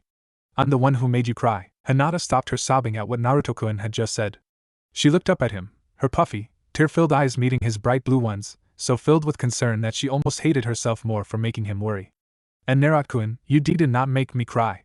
I just thought you were upset. Why with me? Naruto began to laugh with relief, sudden realization dawning on him, as Hinata-chan looked up at him, a mixed expression of shock and confusion. I'm not upset with you, Hinata-chan. Everyone trips, it's not like it's a bad thing or something, even I trip sometimes. Naruto gave a small laugh at that. Yeah, I can be sort of, clumsy sometimes. Hinata stared up at the sheepishly smiling man with obvious disbelief. Naruto-kun, clumsy? I don't think you're clumsy, Naruto-kun. Naruto looked down into those white eyes and saw that she was being completely serious. Oh. Well, I am sometimes. So don't go thinking you're the only one, okay? 'Cause everyone is sometimes. Hinata nodded her head very slowly. Oh, and another thing, Hinata-chan, don't ever think I'm upset with you. You're the type of person that I can really like. I don't think I could ever be upset with you. Okay? He was apparently expecting an answer. Hinata had to swallow down more tears before they could surface again. Hinata looked away, blushing instead, and quickly nodded her head. Naruto waited until she nodded her head. Good. And with that, Naruto slowly got up, making sure that he didn't rub up against Hinata-chan in any way that could be deemed as wrong, and picked her up with him, setting her on her feet in front of him. He had his hands on her waist for a moment before he realized how he was holding her. His hands quickly flew away from her, one behind his back and one behind his head, smiling and blushing the entire time, trying to make it seem like nothing had happened. Hinata-chan was staring at her feet, twiddling her fingers and blushing. She had a ghost of smile of her lips though. Well, Hinata-chan, today you did really great, I'd have to say. We'll work on it more tomorrow. Can you meet me at this address? He reached into his pockets on his jeans and handed her a piece of paper. It's just a little bit past your house. It's not hard to find, trust me. Hinata was ecstatic. Everything had only seemed to be dream, especially the fact that she would be able to see him every day. But now it was made apparent that she wasn't dreaming. He really did want to train with her every day for the next 7 days. Hinata was at loss for words, and so she simply nodded her head. Naruto grinned. Oh, and before I go. You know you wouldn't trip so often if you didn't wear such baggy pants. You should try wearing shorts or something. It would be easier to train in. Hinata-chan looked at the ground and nodded very slowly, twiddling her fingers. Oh, okay. I'll see what I can do. Naruto smiled and started walking back towards his house. He turned around so he was walking backwards, waving goodbye. See you tomorrow, Hinata-chan. Remember 8 a.m. Hinata tried her best to smile and gave a weak wave in return. He then turned around and began to sprint home. Hinata must have stood there for half an hour, staring at the piece of paper he had given her before she walked to her house. She must have memorized every line on that one piece of paper. She lay on her bed, one hand cradling the back of her head, the other gently holding the piece of paper he had given her only a couple of hours ago. She blushed at the memory of her tripping, but for some reason she couldn't stop playing the scene in her head. She realized it was getting late, and that she really needed to go to sleep if she was going to get up early and train with Naruto-kun. So she turned on her side and snuggled into the pillow, inwardly smiling as she let the thoughts of her time with Naruto-kun lull her into a dream-filled sleep. She was standing out front of a house complex that was nearly as large as her own. This was Naruto-kun's house. Last she heard, he lived in a small apartment, all by himself. When did he get house? Not only that, an old clan house. He must have gotten it when he had come back yesterday. She had arrived an hour early, just to make sure she was on time. As each minute dragged by though, she grew more and more convinced that he wasn't going to come out. She thought about going onto the premises, but he had told her he would meet her out front, so she instantly banished that thought. Finally, as the time came to only a couple of minutes before 8 a.m., Hinata was pacing back and forth, agitated out of her mind and on the verge of tears, thinking that she had fooled herself into believing that he really wanted to train with her. When she heard the gate open and there with his back turned to her busily closing the gate was Naruto-kun. Naruto turned around to see Hinata-chan patiently standing and waiting for him. "Hey Hinata-chan. I thought you'd be a little later." He had just caught sight of what she was wearing. She still had the baggy jacket on, but underneath the jacket he could just see the hem of a pair of jean shorts. Really short shorts. She had worn shorts at the last Chunin exam, when they were younger, but apparently she had grown. Very apparently. It took him a second to realize that he was staring and quickly looked up and tried very hard to keep looking at her face, not letting his gaze drop lower. Hinata noticed that Naruto-kun had been staring at her exposed legs, and blushed, turning to the side, so she wasn't looking at him and began playing with her fingers again. "Aino-chan got them for me a couple years ago. I haven't worn them yet." Naruto noticed her embarrassment at what she was wearing. "Don't worry Hinata-chan, I think they look great on you, you should wear them more often."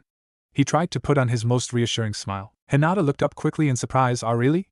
Naruto-kun looked her in the eye, and with a grin said, "Yeah really. You should have Ino buy you more pairs." Hinata had never been complimented by someone of the opposite sex about her looks before.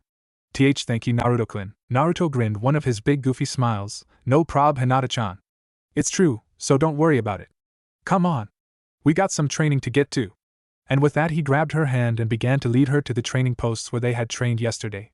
He had put himself in front for a good reason. He did not want to walk behind Hinata-chan. He didn't trust his eyes. Hinata blushed when Naruto-kun grabbed her hand and began to lead her to the training posts. She allowed herself to be led, letting herself memorize the feel of his hand around hers. The water balloon held in her hand was getting flatter and flatter as she swirled the water inside it using her chakra. Sweat beaded her brow and her 2 locks of hair were plastered to her face, damp with the sweat of her exertion. But she paid no attention. She was going to do this. She had learned from their first day training together that the only way to accomplish something was to keep trying, never giving up, no matter what. It was their 4th day training together, after their talk and first day, and every day they had focused on her chakra spinning, trying to get it as fast as possible. There were 3 more days left. Naruto stood nearby, gazing intently at the water balloon in Hinata-chan's hand. She was farther than him when he had spun his chakra like that when he was trying to learn the Rasengan. The balloon was already flat as a pancake, and it was getting even more thin and stretched.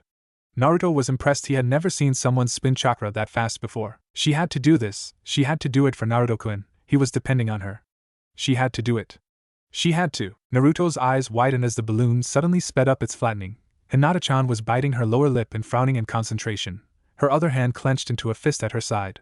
They were already sweaty from basic workout routines and maneuvers, but she was beginning to sweat like a waterfall. He was about to tell she had done enough when he saw the look in her eyes, the pure determination. The balloon was nearly a foot wide now, and it was still stretching wider and getting thinner. Then it seemed to stall. It was at least 2 feet wide now and as thin as paper and was hovering above Hinata's palm because of the amount of chakra she was using. No! She had to go farther. Naruto-kun was depending on her. Naruto watched as Hinata-chan closed her eyes and tensed her entire body. She began to turn red in the face from the exertion, and her entire body trembled from her overtensed muscles. Naruto really was about to tell her stop then when the water balloon began to waver and ripple. It was getting faster and faster by the second until it was literally vibrating. Hinata opened mouth for a moment in a silent yell, then ah-h-h-h-h-h-h. She couldn't contain herself. She had to scream due to the amount of exertion she was putting out. She was now on her knees, the water balloon held in one hand above her head. Naruto stood stunned. He didn't know Hinata-chan had it in her to go this far. He could tell she was already past her limit, but she was still going. What could possibly be driving her? Then all of a sudden, boom, the water balloon exploded with a deafening roar, and there was shock wave from the release of pressure. Naruto barely had enough time to duck as water from the spinning balloon went in all directions. Luckily he did, for he saw that the water had been spinning so fast and with such force that it had left lacerations on the trees where the water had hit. Hinata was on her hands and knees panting for breath. Her entire body was numb, especially her hand where she held the balloon. She could feel prickles that felt like needles running up and down her fingers before it slowly began to fade. Naruto-kun came over and slowly lifted her up so she was standing. A wave of dizziness hit her, and she fell into his arms. Naruto just wrapped his arms around her, picked her up and hugged her. Wow! That was amazing, Hinata-chan. That was so totally amazing, that was so much better than what I could do. You are so ready to try this out with your new technique. Hinata barely heard him. He hadn't hugged her since the first day they trained, and now she was lifted off the ground as her head lay nestled against Naruto-kun's neck. She merely nodded her head, stammering a thank you and hoping he would never put her down. He did though, and regrettably she pulled her head off his shoulder. Naruto looked at Hinata with concern. She was tired from using so much energy. You used a lot of chakra, Hinata-chan. You need to rest. I don't think we're going to get much farther today. Hinata felt herself blush at Naruto's concern for her well-being, but she felt ashamed as well. She had used up all her available chakra for the day. She wouldn't be able to do anything more unless she got some sleep. I am sorry, Naruto-kun. I shouldn't have done that. Naruto, however, grinned. Don't worry about it, Hinata-chan. What you did was amazing. You deserve some rest. Tomorrow we can try you actually shooting your chakra. He saw Hinata-chan blush and smile weakly, making him only grin more. For some reason he felt really good when he made her happy. Naruto thought a moment. We're going to have to do something about your lack of chakra though. You'll only be able to use this technique a few times before you run out of energy. Hinata wilted. He was right. It took a lot of energy to get her chakra to spin at the speed that they had determined to be fast enough. She suddenly felt very useless. What good would she be if she passed out from exhaustion in the middle of a battle? I am as sorry. Naruto held up his hand. Don't apologize, Hinata-chan. I got it all figured out. Tomorrow we'll try out your new technique, and then I'll have surprise for you. So come on, let's get you home so you can rest. Hinata looked at him questioningly. He could fix her problem of not having that much chakra. How? But she got rid of those thoughts. He asked her on their first day to trust him, and that's what she was going to do. Hinata smiled and nodded her head. Hi. They walked home again, but it was different ever since that first evening. They still walked in silence, but it was a comfortable silence. They took comfort in knowing the other was there beside them. Naruto made sure he didn't walk behind Hinata as long as she wore her shorts. Matter of fact, he tried to focus as much as possible on her upper extremities, but it was distracting at times. When she was going through her warm-up exercises, Naruto had to turn his back or do some warming up of his own. It was hard not to stare at Hinata-chan's exposed legs. When they reached Hinata's house, Naruto would say goodbye and that he would see her tomorrow. Hinata would stammer a goodbye and then watch Naruto until he disappeared down the street before going to her house and ultimately to her room, where she would lie and think about the day's events and daydream about Naruto hugging her. Today she was home early though. She took a shower to cool herself off and to wash off all the sweat and grime. She then got dressed in some sweat bottoms and a white t-shirt and was yawning when she slipped under the covers of her bed. She really had used a lot of energy today. She fell asleep before her head barely touched the pillow. Naruto went home and to his room, where he took a long and hot bath in the giant steaming bathtub. After a couple hours of soaking, he wrapped himself in a white towel and sat in the sauna for a bit, mulling over his thoughts. Why couldn't he stop looking at Hinata-chan's legs? He knew he shouldn't have suggested wearing shorts to her. And why every time he saw her he wanted to hug her? It was different from the few times he had. She was either really upset or really happy. But each morning he saw her, before they headed out to train, he wanted to put his arms around her and just, well, hug her. Why did she make him feel like that? He felt awkward when he was around her sometimes, and sometimes he couldn't think of anything to say, which was weird. He was always talking in one way or another. Why couldn't he talk sometimes when he was around her? There were a lot of feelings swimming around in him, and he couldn't seem to figure out what they were. Each time he tried to figure one feeling out, it would slip from his grasp like water. And worse, every time he saw Hinata-chan, those feelings got stronger, so much that they became even harder to understand. Naruto rested his elbows on his knees and hung his head. What was wrong with him? Was he sick or something? He decided Oba-chan would know. She seemed to understand him best sometimes. Yeah, that was it. After the Chunin exam he could ask Oba-chan if he was sick or something. She was a healer after all. She could tell him what was wrong and how to fix it. Naruto grinned at his decision and nodded his head at satisfaction. He then got up and left the sauna to go and prepare some ramen with his new do-it-yourself ramen maker, the one Chuji had gotten him a few days ago. Hinata woke up to find that it was the middle of the night. She looked at her clock, the glowing red numbers displaying that it was 1 o'clock in the morning. She hadn't expected to sleep in so long. She still had 7 hours before she would see Naruto-kun, but she was awake now though, and no matter how hard she tried she couldn't get back to sleep. Hinata slipped out of bed and quietly slipped on her robe and slippers. She was going to take a walk in the gardens for a bit. Maybe she could get herself tired enough where she would fall back asleep. Hinata quietly slipped out of her room and tiptoed down the hallway. She no longer slept in the same building with her father, sister, or anyone else of the main family. Ever since she was renounced from her position as heir, her father had moved her room to the sleeping quarters of the branch family. Hinata didn't mind though. She was closer to Neji and to the gardens, where she was headed to now. Hinata finally reached the gardens. They weren't large, but they had nice cobblestone walkways that winded through a relatively small maze of flowers, all arranged to complement the other, and making a vast rainbow of colors. Hinata walked along the paths, lost in her thoughts of what could happen tomorrow during her training with Naruto. When she heard familiar voice, "You couldn't sleep either?" She nearly jumped out of her skin, and turned around to see Neji in his own sleeping robe standing calmly and patiently, watching her. Neji walked up and stood by her, looking at a group of sky blue tulips Hinata had been studying. "I was awake and I heard you get up. You were sleeping all day. Had rough time training with Naruto-san?" Neji looked up to see Hinata blushing. "I tired myself out." So Naruto-kun decided to call it a day. Hinata had begun to twiddle her fingers again. Neji smiled to himself. She seemed to be enjoying herself training with Naruto-san. He hadn't seen Hinata this happy in a long time, and she had been pretty cheerful the past few days. Neji stopped smiling, and tilted his face so that he was looking at the star-filled sky. "Hinata?" Hinata looked up from staring at her feet at the sound of Neji's voice. He had a forlorn and faraway look in his eyes as he stared at the stars. He looked back down into his cousin's eyes, white meeting white. "What does it feel like to be in love?" Hinata could only gape in shock at Neji's question. What do you mean? What makes you think I would know anything about?" Neji became serious, staring intently into Hinata's eyes. "I know that you love him, Hinata." Hinata was blown away. Neji knew? How did he? How could he? She had never revealed her feelings to anyone before. She had never written them down or recorded them in any way. All her feelings for Naruto-kun were stored inside her. She could only stammer. What was she supposed to say? Neji smiled, causing Hinata to relax a little. "What did you expect? It's obvious that you're attracted to him. It was obvious 3 years ago, and it's obvious now. You're always blushing more often than usual, and having a harder time saying a straight sentence when he's anywhere within 100 feet of you." Hinata only stared, mouth hanging open. Had she been that obvious? Or was it just Neji's uncanny ability to read people's emotions? Neji didn't need the Bakugan to know how someone felt. He was an expert on how people thought. She had just hoped he wouldn't notice with her thoughts. Apparently she had hoped for too much. Neji smiled at his cousin's embarrassment. "It's okay, Hinata. Naruto-san and I are friends now. I am not angry or anything. Matter of fact, I wish you the best of luck." Neji apparently wasn't used to using the term friend. It was still new to him. Hinata smiled one of her genuine smiles at Neji. She suddenly squeaked and lunged towards Neji, hugging him, laughing. She never expected anyone, much less her cousin Neji, to wish her luck in capturing the interest of none other than her Naruto-kun. Neji smiled, hugging his cousin back. "You still haven't answered my question."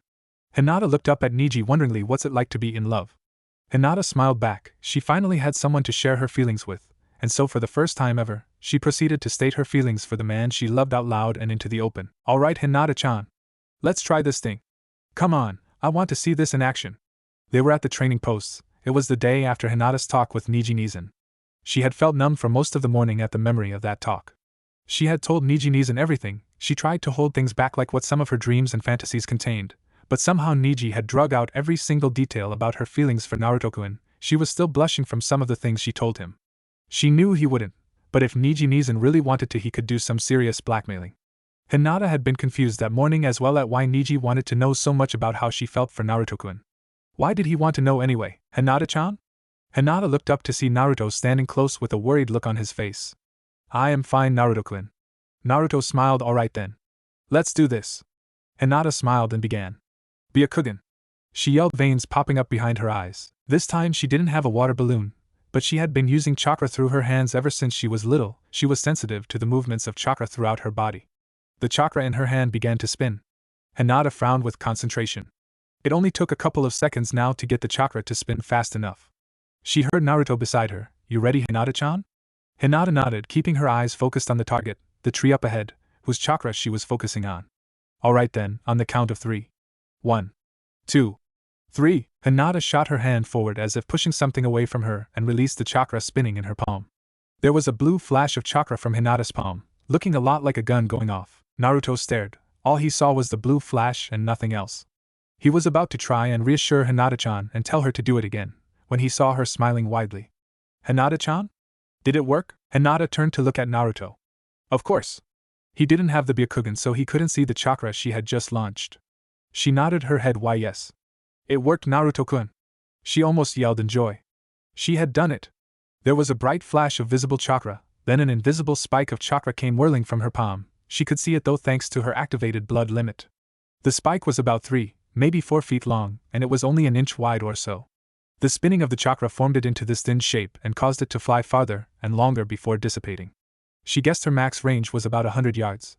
And there in the tree, as proof of her success, was a perfect hole in the tree's chakra, exactly 1 inch wide and precisely where she had aimed.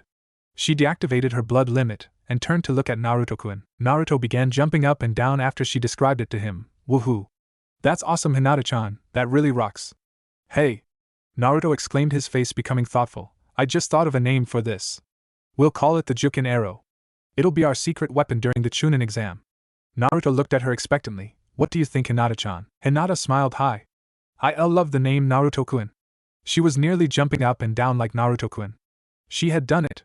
She had succeeded at doing something. Not only that, she had her own special technique, completely unique to her, and right now the only 2 people in the world who knew about it was her and Naruto-kun. Hinata's smile dropped though. But it uses up so much chakra that I'll only be able to do it 5, maybe 10 times before I run out. I'm sorry, Naruto-kun. She hung her head in shame. She had done it, yes, but what was the use if she wasn't efficient at using it? Naruto smiled and held up one finger. I told you to stop apologizing, Hinata-chan, and besides I also told you I had that problem completely figured out, remember? Hinata could only stare as Naruto pulled from his pockets 2 long strips of what looked like ordinary white cloth. Here, Hinata-chan, put these on, and handed them to her. Hinata held them up to her face, not knowing what to do with them, or what was going on for that matter. Naruto saw her confused expression, and so he took her hands in his own and began to wrap the cloth around her arms. Hinata looked away in attempts to hide her blush. His hands gently wrapping the cloth around her arms and brushing lightly up against her skin was sending shivers up and down her arms and back. That warmth that she had felt before was beginning to spread through her body when he finally finished. Not too tight, I hope. Hinata shook her head, breathing heavily and trying to regain control of her tingling body. And no, they are fine. The bandages were wrapped around her palms and then up to her elbows. What are they, and Naruto-kun? Naruto smiled and said, you'll see, use your Byakugan. Hinata quickly activated her advanced bloodline limit, and was stunned by what she saw. The wrappings were full of glowing and swirling chakra. They were so bright it almost hurt her eyes. She had never seen so much before except when she looked at Naruto-kun. What are these? She asked, amazed. Naruto grinned, pleased with himself. Lee-san got them for me for a homecoming gift. They store as much chakra as someone can put into them in a day, and they store that chakra indefinitely. Ero-sennin's always telling me about how much of a chakra freak I am, and my stamina and chakra are some of the highest he's seen. So I figured if I have so much chakra then maybe I could lend it to you. He was right. Hinata looked at the armbands again and tried to judge how much there was. I could use the Jukin arrow 100 times, probably more. And that's with each one. Hinata couldn't believe it. He was going to let her use these when he could be using them himself? Naruto-kun, I can't take these. Why, you should be using them, not me. Naruto frowned. Nonsense, Hinata-chan. You're going to use them for the Chunin exam. You and I both know that you need them more than I. Besides, I have plenty of chakra to spare for the both of us, and that's without those arm bandages. Now come on. Let's work on your new Jukin arrow. And so they did. Hinata couldn't find any reason to complain, and she was truthfully grateful that Naruto-kun would give her something so precious. That night Hinata lay in her bed, the arm bandages still on. She wasn't going to take them off until the end of the Chunin exam. She wasn't sure if she was ever going to take them off. She had used her own chakra to restore what she used during training. She couldn't get to sleep because she had realized something. Everyone else had gotten Naruto-kun gifts when he had returned home. She hadn't gotten him anything. Worse, he had given her something, not expecting anything in return. She was thinking as hard as she could about what she could get him. She had to get him something. She just couldn't figure out anything that could be good enough for him. It had to be something special, something she knew he would like, but not too monotonous. Like she could get him ramen, he would love that, but he had plenty in his house already. She got up and looked through the things into her room, until she stumbled upon something in her closet, something she hadn't seen in a long time. It was what she was looking for. She held up to the light to get a better look at it. This is what she would give to Naruto-kun. It had been their last day training. Hinata had gotten a hang of the Jukin arrow. She was able to shoot it rapidly now. The required speed of the spinning was coming much easier to her now. Naruto timed that if she used both hands she could shoot 2 Jukin arrows per second. And of course they had worked out and gone through combat maneuvers. They had to prepare themselves mentally and physically. It was already dark when they left the training posts, and now they had stopped at her front gate. They stood awkwardly. Naruto-kun was silent and not saying anything. He was usually the first to say goodbye, and now he was hesitating for some reason. Hinata was about to turn to go and forget about giving him her present, when she suddenly realized something. This was her last day with Naruto-kun that would be in general peace. When the Chunin exams began, she wasn't going to be able to focus on her feelings for him, but doing what she had to do to pass the exam and to keep them both alive. She froze at that thought. Genin died during the exam. There was no guarantee that neither of them would be hurt, or even killed. She froze at that thought. Naruto-kun dying was almost too much for her to bear thinking about. Something in her seemed to turn on. Tears began to form in her eyes. Naruto saw the tears beginning to leak from Hinata-chan's eyes. Hinata-chan, what is it? Did I say do something? Hinata suddenly jumped at him, throwing her arms around his neck and pressing her face against his neck. He staggered back a step from the force the impact. She was sobbing in his arms. He hated it when she cried. He slowly put his arms around her. Hinata-chan, what's wrong? She was silent for so long he didn't think she was going to answer, but then he heard a soft whisper against his neck. Please. Naruto frowned. Huh? Hinata's tears began to flow more freely. Please Naruto-kun, don't die on me. Naruto's eyes widened in shock, realization at why Hinata-chan was crying dawning upon him. He slowly closed his arms and held her against him, burying his face against his hair. I won't die, Hinata-chan. I won't leave you, I swear it. I swear it on my blood, I'll never leave you ever. Hinata began to cry more, sobs racking her body. She couldn't help it. So many emotions were swimming inside of her. Fear, sadness, anxiety, embarrassment, and amazingly happiness. She believed him. He was telling the truth. He wasn't going to leave her ever. Naruto-kun, I love you. She couldn't bring herself to form the words, when more than ever this was the perfect time. Naruto sensed her distress. It's okay, Hinata-chan. I'm here. I'll always be here. Just remember that. Hinata's tears began to slow and finally stop. He would always be there, he said, and she believed him. She would get another chance to tell him. She had to have another chance. Naruto pulled her away from him so that he could look her in the eyes, and for the first time he realized how beautiful her eyes were. They weren't white like he originally thought, but a pale lavender. She's so beautiful. Naruto realized what he was thinking and blushed, causing Hinata to blush as well. Hinata turned away and reluctantly stepped from his arms. It felt like she was tearing out her own heart. Thank you, Naruto-kun. You didn't have to be promised though. Naruto frowned and grabbed her hands, bringing her closer again. She stared up into his eyes with a mixture of shock and fear. I meant what I said, Hinata-chan. Neither of us is going to die. I swore it, and I always keep my promises, cause that's my ninja way. Hinata felt herself smile and nod, confidence flooding back into her. Everything would be okay. Together they would make sure of it. I have something for you, Naruto-kun. I didn't get you a gift like everyone else when you came back, so I got you one now. She reached into her jacket pocket and gave him a small, neatly wrapped box. The wrapping paper was white with a pale lavender bough wrapped around it. Naruto smiled and began to open the present. It's not much, I know, but I hope you like it. The last was a barely audible whisper. I love it, Hinata-chan. No one's ever gotten me anything like this before. Naruto was holding up a thin gold chain, with a small round and silver locket. Naruto looked at the locket with interest. Does it open? Hinata shook her head. And no, my grandmother made it for me. She said it would only open when the person who wore it was in dire need. It never opened for me, maybe it will for you someday. Naruto stared at the necklace with new wonder. Wow, thanks Hinata-chan. No one's given me something from their family before. I'll make sure I take good care of it. He then unclasped it and put it on around his neck and tucked it inside his shirt. That's probably the best gift I got, Hinata-chan. Thank you. Naruto smiled and blushed. Hinata smiled too, making Naruto blush even more. She really was pretty beautiful when she smiled. Meet me at my place tomorrow, so we can walk to the exam together? Hinata smiled. The 8 am right? Naruto nodded. 8 sharp. I'll see you then, okay? Hinata nodded, but before she turned to go, Naruto impulsively reached out and gave her a quick hug. Good night, Hinata-chan. He then released her and walked to his house. Hinata stood there in shock watching Naruto until he disappeared into the night. Then a warm joy began to fill her like small stream began to flow in the spring. She walked into her house and to her room. Neji saw Hinata in the hallway as she entered her room. She was smiling and walking as if she were moving through a dream. Neji smiled knowingly. Now if only he could be so brave. Naruto took a hot shower and lay in his bed, ramen bowls from that night's dinner stacked up on the floor at the foot of the bed. All the time one thought was going through his head, what had happened only a couple of hours before. Hinata-chan and him hugging, and his promise to her, he would keep that promise no matter what. Naruto put his hand around the locket Hinata-chan had given him. The only thought going through his head now was an image of those pale lavender eyes looking up into his. He realized the more he let the thought run through his head, the more he didn't want to stop thinking about it. Alright boys and girls, calm down. Hatake Kakashi stood in the middle of the exam room, surveying all the genin that had made it there without being led astray. He was relieved to see both Naruto and Hinata. Of course it wasn't hard to find them. Naruto was not only one of the tallest, but who could miss that shock of blonde hair?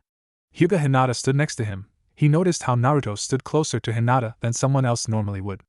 Kakashi smiled to himself. Looks like Naruto had made a new friend while training for the past week. Kakashi tore his gaze from the two and addressed the rest of the genin in the room. He had volunteered to be the jounin instructor during the written part of the quiz. He told himself it was because he had never done a Chunin exam before, but he knew what the truth was. It was because one of his own students was going to be taking the exam this time around. He wanted to keep an eye on Naruto. The last time he had already lost one of his students, he wasn't going to let it happen again. Everyone look at the seating chart and find your places. Those not seated within the next minute will be disqualified. The room turned into a scene of chaos as all the genin rushed towards the walls to look at the seating charts pinned up to the wall. Kakashi grinned inwardly. Maybe he should have given them 5 minutes. Naruto almost panicked, until he saw Hinata using her Byakugan. She would be able to see the charts without having to move. Naruto smiled, quick thinking, and to think he was going to try barreling through the crowd. Hinata couldn't believe it. She knew her Byakugan was working just fine, but the charts said that Naruto's seat was 15A, and hers was 16A. They were going to sit right next to each other, just like in their first exam 3 years ago. She had expected to not be able to sit next to Naruto-kun, or anywhere near him for that matter. She was elated. They only had a few seconds left though. She did the first thing that came to mind. She grabbed Naruto's hand and began to drag him. This way, Naruto-kun. Naruto found himself being dragged to his seat by the smaller Hinata. She pointed to his seat while blushing for some reason. As he sat, he was about to turn to her and tell her to get to her seat when she sat right next to him. His eyes widened in surprise. Are you sure, Hinata-chan? Hinata nodded, keeping her eyes on the desk in front of her. It is what the seating charts said. Naruto was elated as well. Alright. Just like last time, we are so going to kick ass in this, aren't we? Hinata looked up and smiled. She felt a small bit of relief at the fact that he wanted to sit next to her, but a small part of her said that she already knew that he wanted to. She frowned at that thought. How would she know that? Kakashi surveyed the room. Only 3 hadn't made it to their seats. They were the ones who had tried to bull rush their way through the other genin to get a look at the charts. They were disqualified. 2 leaf and a stone nin. Kakashi didn't lie. There were now only 42 students left. Perfect. Kakashi pulled out his own copy of the chart and began to check off the genins sitting at their desks. Amazingly, all of them made it to the correct seats. Alright kiddies, just to inform you, your seating arrangement was completely random, and there's a little surprise for you at the end that has to deal with that. Anyway, before we begin the test and all that no cheating that I explained earlier, we have a surprise visit from the Hokage. Tsunade was instantly relieved when she entered the exam room. There was Naruto, and sitting to his left was Hinata. Tsunade smiled to herself mischievously. She could be caught, and the entire exam could be called off and held in one of the other countries in the next 6 months. But that's what gambling was all about, and lately, ever since she met Naruto, she had been betting on other things rather than money, and winning more often than not. It had taken a bit of effort, but nothing the 6th Hokage of Konoha could handle. Altering the seating arrangement so that Naruto and Hinata sat next to each other was nothing compared to some of the things she had done in the past. Now she just had to pray that she wasn't caught. Welcome Leaf Genin and Genin from the other hidden villages. Whether this your first time, or your 10th, I wish you the best of luck. As you know, the Chunin exam receives light alterations to the rules every year, so expect the worst. You'll be better prepared and able to deal with the challenges you will be facing. Again, my best wishes. I will be watching all of your progress. With that, she looked meaningfully at where Naruto and Hinata sat and turned to go. Kakashi noticed Tsunade's smile and gaze before she left and looked up to see Hinata and Naruto sitting next to each other. He couldn't believe that he had missed that while checking the list. She didn't. But Kakashi had worked for Tsunade-sama for 3 years now. He knew her antics quite well, from being the butt of some of her jokes and deals. She did. Kakashi sighed. Well, might as well not stop the exam now that it had started. He secretly wished Naruto the best of luck. Alright. Begin. Naruto didn't understand why Oba-chan had looked at him like that. What did she mean that we're going to be new surprises? Naruto stopped thinking about it when Kakashi-sensei yelled for them to begin. He looked meaningfully at Hinata-chan. They already knew they were supposed to cheat and had worked out a strategy beforehand. Now that they sat right next to each other, it would make things 10 times easier. About 10 minutes into the test, giving enough time for some of the students to answer the questions, Hinata activated the Byakugan. She looked through everything around her while only focusing on her own paper. She found one of them. Shikamaru was wearing a long robe and straw hat to hide his features. He knew the answers, of course, but he had to make it seem like he was actually trying, so he sat for 5 minutes at a time before answering each of the 10 questions, giving him just enough time to finish at the end. There was no hidden 10th question, like there was for him 3 years ago when he became a Chunin. This was his second time volunteering for the Chunin exam, to hide among the genin and answer questions correctly in order to aid the genin in their information-gathering skills. Hinata had found one of the helpers, better yet it was Shikamaru. He would answer the questions perfectly. She signaled Naruto-kun by tapping her pencil on her lips as if she were deep in thought. Naruto saw the signal from the corner of his eye. and smiled inwardly. She had tapped 3 times, which meant she found one of the exam helpers and that he was Jounin. Perfect. Naruto sealed under his desk and whispered softly, handcuff jutsu. An invisible band of his chakra attached itself from his right hand to Hinata-chan's right hand, melding perfectly with the chakra in the armbands she wore. Naruto gave the signal by scratching his head. Hinata saw it easily. They were all set. She began to write down Shikamaru's answers as she watched him from 5 seats behind her. Naruto's hand bonded with hers, with his handcuff jutsu, mimicked every movement. Naruto really didn't have to do much, it was Hinata-chan doing all the work actually. He just let his hand be maneuvered by hers like a puppet. That's how he came up with the handcuff jutsu, from talking with a hermit puppet master while traveling with Erosenin. Naruto had learned how to make chakra from his hands attached to something and move it around. He had never gotten farther than the rudimentary basics, but it was enough for him to come up with this jutsu. Hey, he had even kicked Lee-san's ass with it. When the hour rang, Kakashi called for everyone to turn their papers over. Kakashi surveyed the room. There were 40 students left. Only 2 had been caught cheating enough to disqualify them. Wow, this is a pretty good group so far. Kakashi was happy at the fact that both Naruto and Hinata were still there. Alright children, now that that's over, I have some news. First, the papers will be collected and scanned. Please wait a few moments for your scores to come back. The papers were quickly gathered by a Chunin and brought to a machine that he fed the papers into one by one. It took about 15 minutes for all of the tests to go through. And then it spat out one sheet of paper which Kakashi grabbed and began to read. His eyes widened. All of them had passing scores. This group of genin really were good. Not bad. Kakashi looked up. You'll all be happy to know that the rest of you remaining have passed. There were whoops of joy and sighs of relief. Kakashi waited patiently for the noise to die down. Alright, now for the other part of my news. Kakashi brought both of his hands closer together, motioning everyone to move closer to the center. Hinata and Naruto did not have to move, they were already seated next to each other, and directly in the middle. Alright, I can tell that many of you are not enjoying being this close to someone you don't know.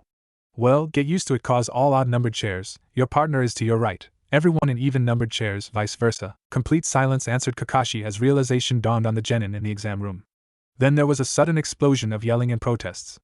Kakashi sighed. He knew this was going to happen, but it was still annoying. Naruto quickly looked at his chair number, 15A, an odd number. He turned to Hinata-chan on his left. Joy and relief painted both of their faces. They had expected to be partners anyways, but if it wasn't for their luck at being sat next to each other, they would have been paired with someone else. Naruto realized how close he had come to not being able to keep his promise to Hinata-chan.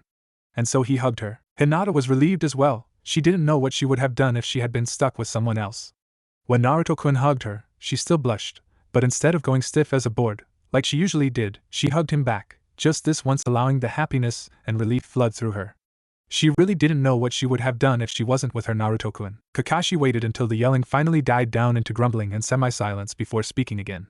I know that many of you expected to perform the second part of the exam with your teammates that you came with, but if you didn't notice, we were excusing only one genin at a time from the exam, instead of the whole team like what is normally done.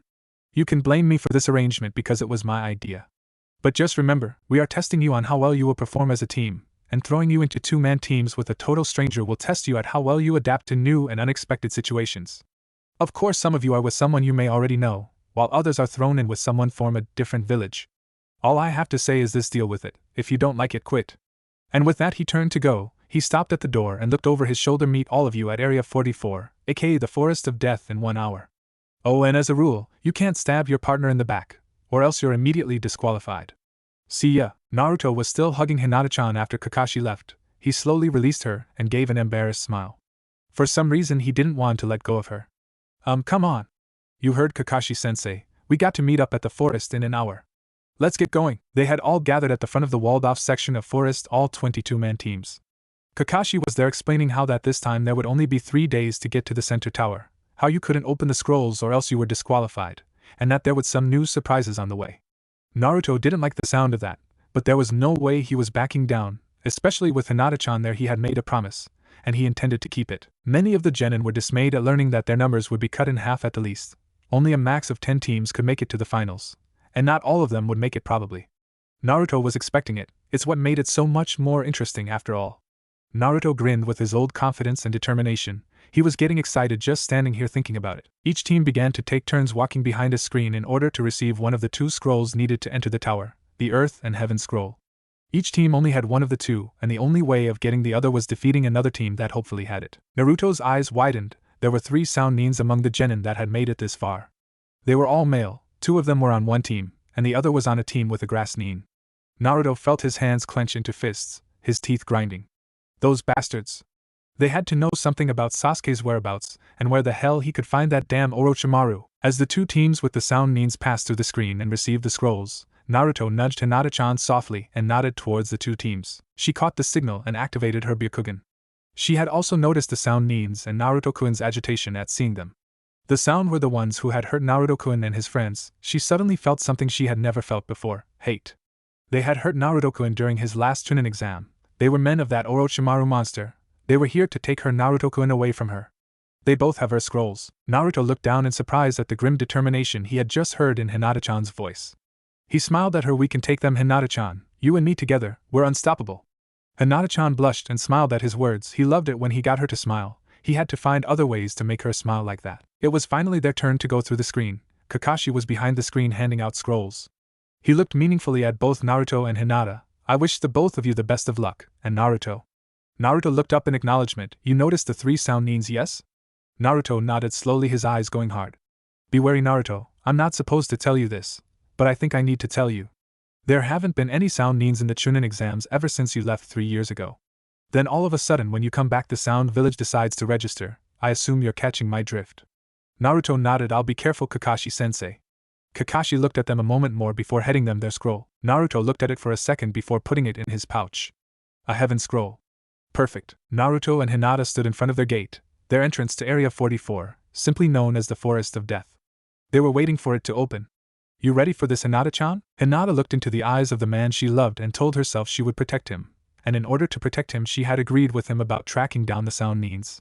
She realized she had to destroy them in order to keep her Naruto-kun safe. Kakashi's words echoing through her thoughts. 3 years since the sound has entered the exam and now Naruto returns and they come back? They wanted Naruto-kun. She would do everything in her power to make sure they never got their hands on him. She nodded. "Hi, I am ready, Naruto-kun." Naruto was surprised by this new Hinata-chan. He had only seen her like this once before, when she had exploded the balloon that one training day several days ago. He wondered what was driving her to be so determined. Naruto grinned. She was strong. Together they would show the world what trash could really do. A red light above the gate began to blink, and the massive twin gates opened enough to allow both of them through. They almost seemed to disappear as they charged ahead into the forest. Hinata was taking the lead, using her Byakugan to its full extent in an attempt to find any trace of the sound nins. It had been 7 hours and they hadn't even found trace of another team. They weren't being followed or led on. Her Byakugan could see everything in a 359-degree sphere. And she swept her head from side to side in order to make up for the blind spot behind her neck. Her Byakugan had improved because of their training together, and she could see out to the full range of her Juken arrow, 100 yards. No, they were definitely alone, and the sky was turning a deep purple color as started to become night. Naruto was frustrated. Why weren't all the teams around? He knew it wasn't Hinata-chan's fault, but they hadn't even found another team yet. Naruto looked at the sky, noticing the lengthening shadows. Naruto knew that the Byakugan didn't allow one to see in the dark. It didn't have night vision among all the things it could do, and he knew without it they would never find another team at this rate. Hinata-chan. Hinata looked over her shoulder, even though she didn't have to. "Hinata-chan, we need to stop for the night. You can't see at night, and we're pretty much lost without your Byakugan." Hinata blushed but agreed. "Okay, Naruto-kun, he was right. They were tired and hungry from not resting all day, and she couldn't see at night any more than she could without the Byakugan. So they stopped in a little alcove created by 2 monstrous roots of an ancient oak tree." Hinata had never seen trees as big as these outside the Forest of Death. The roots themselves were at least 10 feet tall. Their little camp that Naruto-kun had set up was well hidden. They had eaten and Naruto-kun had given encouragement, stating that tomorrow was a new day. Hinata smiled. He was always so confident, never doubting himself. She wished she was like that, at least sometimes. They were about to lay down to sleep, when all of a sudden something completely unexpected happened. It began to snow. Naruto frowned at the little flakes of ice. So this is what Kakashi-sensei meant by new surprises. Worse, it was getting colder and fast. They hadn't packed winter gear. All they had was a blanket that Naruto had let Hinata-chan use to make her bed. He began to shiver uncontrollably as the temperature quickly dropped below freezing. Hinata wasn't much better off. Matter of fact, she was worse. She was turning blue on the lips and her complexion was getting pale. She was shivering without control. She was going to get hypothermia soon if she didn't get warm. Even the chakra-fueled fire was being put out by the cold. No. Naruto saw Hinata-chan suffering. They were going to die if they didn't get warm somehow, and the snow was beginning to pile up inch by inch as the snowfall became more furious. He wasn't going to let it end this way. He had made a promise, and he intended to keep it. He acted purely on impulse. There was only one way to get them warm, and he would do anything to keep Hinata-chan safe. He realized that deep down he truly would do anything to keep the lavender-eyed girl safe from harm. It gave him new purpose and strength. Hinata was holding herself, trying desperately to get warm, when Naruto-kun stood up and grabbed his blanket he had given her. He walked over as he put the blanket around his shoulders. She thought he was just trying to get warm when he suddenly reached down and picked her up in his arms, covering both of them. Hinata turned pink at the fact that he was holding her bridal style, both of them draped in the blanket. She realized he was using their closeness and the blanket to keep both of them warm.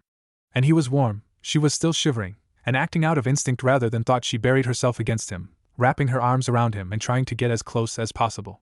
She realized that they were horizontal and about 100 feet in the air. Naruto-kun was walking up the tree to get away from the snow. She was so cold, he let her snuggle as close as she wanted to him. She needed to get warmer.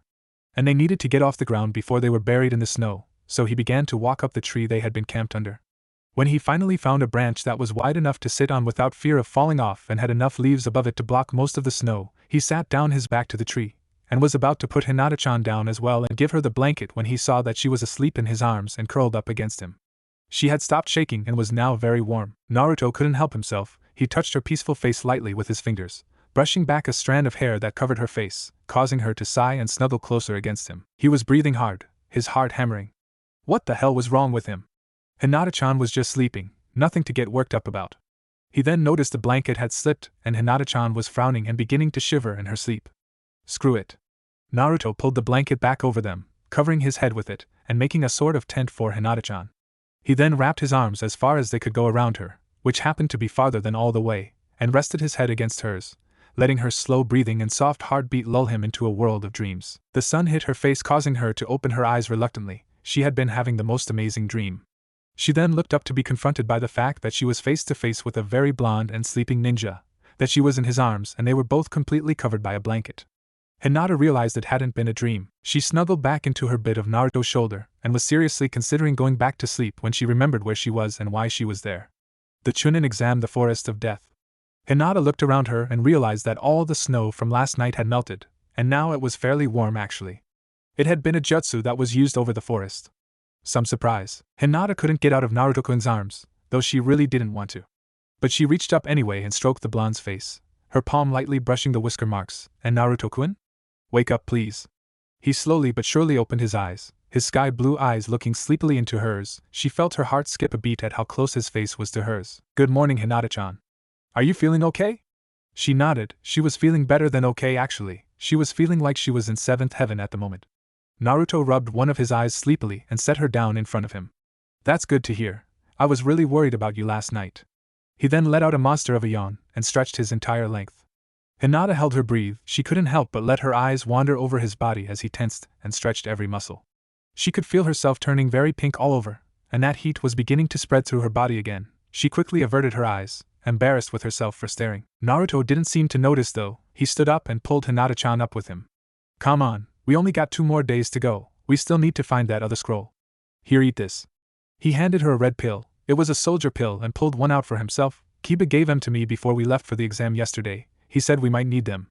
Hinata nodded. With the soldier pill she could go on for 3 days straight without stopping, resting, or even eating. After they had eaten their pills and allowed themselves to get used to the feeling of endless energy given by the pills, they jumped into the forest, heading towards the center of the forest, keeping an eye out for any other teams, especially ones that had a sound nin or 2 in them. It didn't take long. It had only been an hour since they had set off when Hinata spotted activity straight ahead. I found them Naruto-kun. Naruto looked up in surprise. Which ones are they? Hinata frowned as she made her Byakugan only focus in front of them, effectively increasing its range. It's the sound nin that was paired with the one formed the grass village. They still only have 1 scroll. Naruto grinned. This was it. He was either going to get answers from this follower of Orochimaru or he would defeat him. Either way they needed that scroll. Alright Hinata-chan. Let's do it. They sped up and began to close the distance between them and the other team. The other team apparently noticed they were being followed soon after they were discovered by Hinata, but Naruto didn't care. He wasn't trying to hide his presence. Hinata and him jumped through some bushes to find themselves in a clearing that was about 50 feet wide. The tree's branches were so long though that they cast the entire area in leafy shade. The 2 nins were already there waiting for them. The grass nin was tall and thin. He had long straight hair pulled up in a ponytail. He wore nondescript robes with a rope belt, and his forehead protector covering his nose and mouth. On his back though was the largest scythe Naruto had ever seen. The blade itself was at least 5 feet long, and as black as night. The Sound Nin wore gray robes and the customary purple belt often worn by Sound Nins that served Orochimaru directly. His forehead protector covered his entire head, the metal plate over his eyes, leaving only his nose and mouth exposed. The Sound Nin spoke, "Uzumaki Naruto, I never thought that I would have the pleasure." He sneered, "You are wondering why I'm here with my brothers, yes?" He had a very deep voice that seemed to echo like he was inside a cave or something. Naruto only glared back at him. He and Hinata-chan had already gone into their fighting stances. Naruto was ready to jump at a moment's notice, but he needed to know why the Sound Nin was here. "Why are you here? Did Orochimaru tell you to come? And if so, where is Sasuke?" The Sound Nin chuckled, a very disturbing sound. "Yes, Orochimaru-sama sent us, and yes, I know where the Uchiha child is. He is Orochimaru now." Naruto almost instantly went numb as what he was told began to sink in. No. It was too late. No. He had failed Sasuke. He was already the Snake Sanin's vassal. No. The numbness instantly went away. "You're lying. I won't believe it." He now felt anger and rage bubbling inside him. What if it was true though? What if it really was already too late? His anger began to die, being replaced by a sense of hopelessness. When he felt Hinata-chan's hand on his arm, he looked at her with a surprised look. He could feel the concern emanating from her eyes. "Why you can't give up, Naruto-kun? Sasuke-san is still out there somewhere." Naruto felt the hopelessness slip away under that pale lavender gaze. She was right, he had made two promises, one to find Sasuke, one to always be by Hinata-chan. He intended to keep those promises. This was his ninja way. The Sound Nin saw the look of determination in the blonde ninja's eyes. He grimaced, "So you still want to fight, huh? Good, because Orochimaru-sama's orders were to kill you the first chance we got. That's why me and my brothers are here. Prepared to die, Uzumaki." The Grass Nin looked calmly at the scene before him. "I don't know what your differences are, and frankly I don't really care." He turned to the Sound Nin. "We need the other scroll, they might have it, so let's stop this stupidity and finish this quickly." The Sound Nin nodded with a wicked grin on his face. "I couldn't have said it better myself." And with that they charged. Naruto and Hinata braced themselves. The Grass Nin came to the front, unhitching his scythe from his back and then swinging it, putting his entire body into it. Black flames erupted from the scythe in an arch that raced towards Naruto and Hinata. Naruto grabbed Hinata and rolled just in time, as the black flames went whizzing by and exploded in the trees about 10 feet behind them. The blast pushed them forwards, causing them to stumble. The Sound Nin then opened his mouth and screamed. The entire area in front of him was ripped with sonic waves of energy. Naruto jumped in front of Hinata, putting his back to the blast, and took it full on. HHHH. The air rippled with the force of the sonic energy, and Naruto fell forward into Hinata's arms, his back smoking and bloody from the blast. Hinata was afraid he was seriously hurt or worse, dead. But then he moved his head and winked at her. He was okay.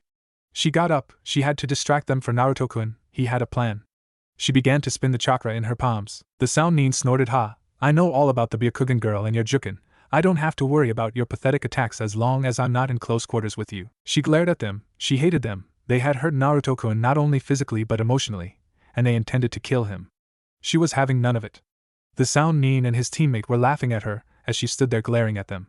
She thrust her hands forward, twin blasts of blue chakra emanating from her palms. The Sound Nin stopped laughing. That was it. A little bit of fireworks. The Sound Nin began to laugh again and turned to his teammate. "Go ahead and kill her. I've already finished off the other piece of trash." The Grass Nin grinned and lunged forward. Except his knee suddenly bent in the wrong direction and he stumbled onto one knee. The Sound Nin's eyes widened. "What the hell? But I thought." Hinata grinned. "Don't act like you know who I am.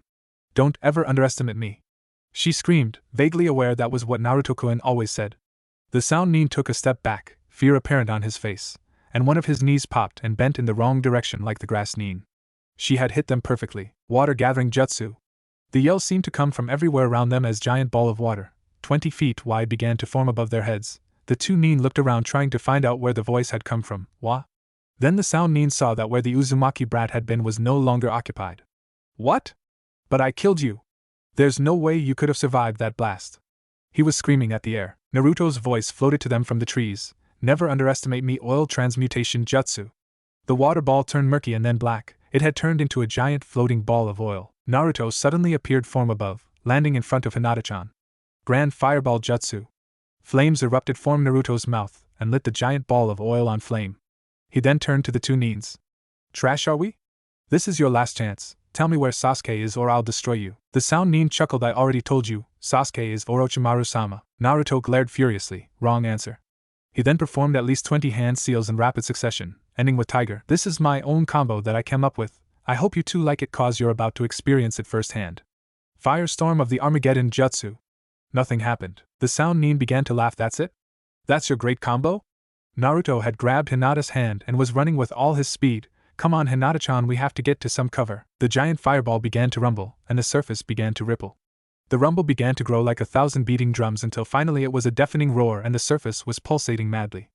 Naruto pulled them behind a boulder just in time. A tendril of flame shot out of the hovering sphere. It was at least 5 feet wide and swirling like a tornado of flame. It struck the ground, just missing the 2 injured Nins, leaving a crater in the ground that had turned the soil and sand to glass from the intense heat and pressure. The 2 Nins began to clumsily run away. More and more tendrils began to shoot out of the sphere in random directions, coming faster and faster, cutting wide swaths of ash and destruction through the surrounding forest. The tendrils were almost constant now, and the rock which Naruto and Hinata were hiding behind had been blasted several times already. Hinata could see with her Byakugan the 2 Nins trying to escape the flames, but because she had injured their knees they were tiring quickly and having a harder time dodging the mini tornadoes of fire as they came at them faster and faster. Finally one went down, then a split second later the other. They had both been engulfed by the flames and completely incinerated. The onslaught lasted another 15 minutes before the fire ran out of oil for fuel, and the jutsu finally died down with one last tornado blast into the air. After about 5 minutes of absolute silence, Naruto and Hinata slowly and shakily got up from behind what was left of their shelter and began to walk back to the clearing. Hinata was clinging to Naruto, his arm around her shoulders and his other hand holding her arm. She was frightened. How did you do that, Naruto-kun? Naruto looked down at her and saw the frightened look on her face. He tightened his arms around her, holding her closer. Don't worry, you're safe. Hinata looked up into those sky-blue eyes and believed. She smiled weakly and nodded her head. Naruto smiled back. Ero-sennin taught me that. It's a forbidden jutsu, and he said that I should only use it when I really had to. I guess it was a little bit of overkill, huh? Hinata nodded meekly. I think it was. It was amazing though, Naruto-kun. Why, you've gotten a lot stronger. Naruto almost looked like a kid again when he grinned at the compliment, except for the fact that he was a lot taller. Thanks, Hinata-chan. Come on. Let's see if we can find that damn earth scroll they had. Those things are supposed to be indestructible. And with that he grabbed her hand and began to lead her around the clearing in search of the scroll. She tightened her grip on his hand and walked beside him as they searched the ground. It didn't take long. Naruto spotted the black scroll among a pile of ashes that made a vague outline of a human. As Naruto slowly pulled the scroll from the ashes and brushed it off with trembling hands, he was hit with what he had just done. He had killed. For the first time in his entire life, he had killed another human being. Hinata saw Naruto-kun stop and tense. And Naruto-kun? She watched as Naruto fell to his knees and began to rock back and forth. He was sobbing. The realization that he just took 2 lives for the first time tearing up his insides. He was excited about using his new jutsu, but now he realized what he had done. They may have been out to kill him and he was defending himself, but he had still killed, not once, but twice.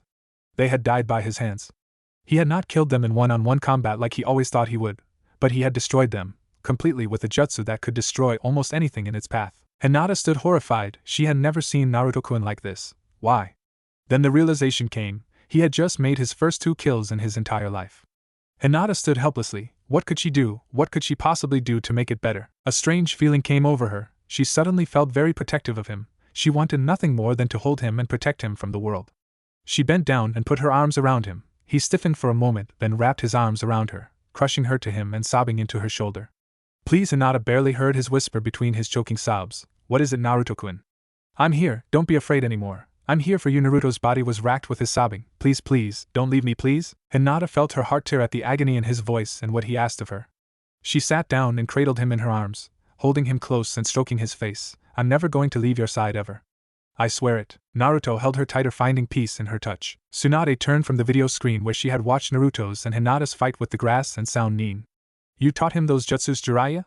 She frowned at him. That jutsu Naruto just did. I've only seen it done once before, and that was done by the third, a long time ago. Jiraiya nodded gravely. Yes, I did. He knows more jutsus than I can put a name to. Everywhere we went during our 3 years, Naruto would find the strongest person there and challenge him to a fight. Jiraiya chuckled to himself. Though it was a bit grim, he lost more often than not in the beginning, and each time he saw a new technique used on him he'd convince the person he challenged to teach him it. He had me teach him almost all the techniques I know. Some of them he can't do because they are still too complicated for him, but ones like the firestorm of the Armageddon jutsu requires very little chakra compared to the amount of damage it can cause. That's why it's a forbidden jutsu. Jiraiya looked Tsunade in the eye, who was overcome by shock. You have to admit he did have use for it. I'm just worried that he'll have to use it more often now. The two former teammates stood in silence watching the video screen as Naruto found the heaven scroll and then broke down with the realization of his deed. Tsunade felt a well of concern nearly overwhelm her. Jiraiya heard her sniff and turned to see her wiping tears from her eyes. He's no longer a child anymore, Jiraiya. He's beginning to lose his innocence. Jiraiya smiled knowingly. That's why you put him with the Hyuga girl, didn't you?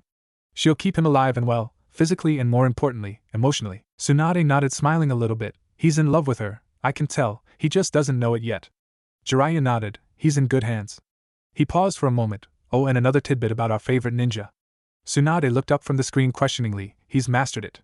Tsunade frowned. Mastered what? Jiraiya smiled. The Rasengan. He's mastered all 9 steps.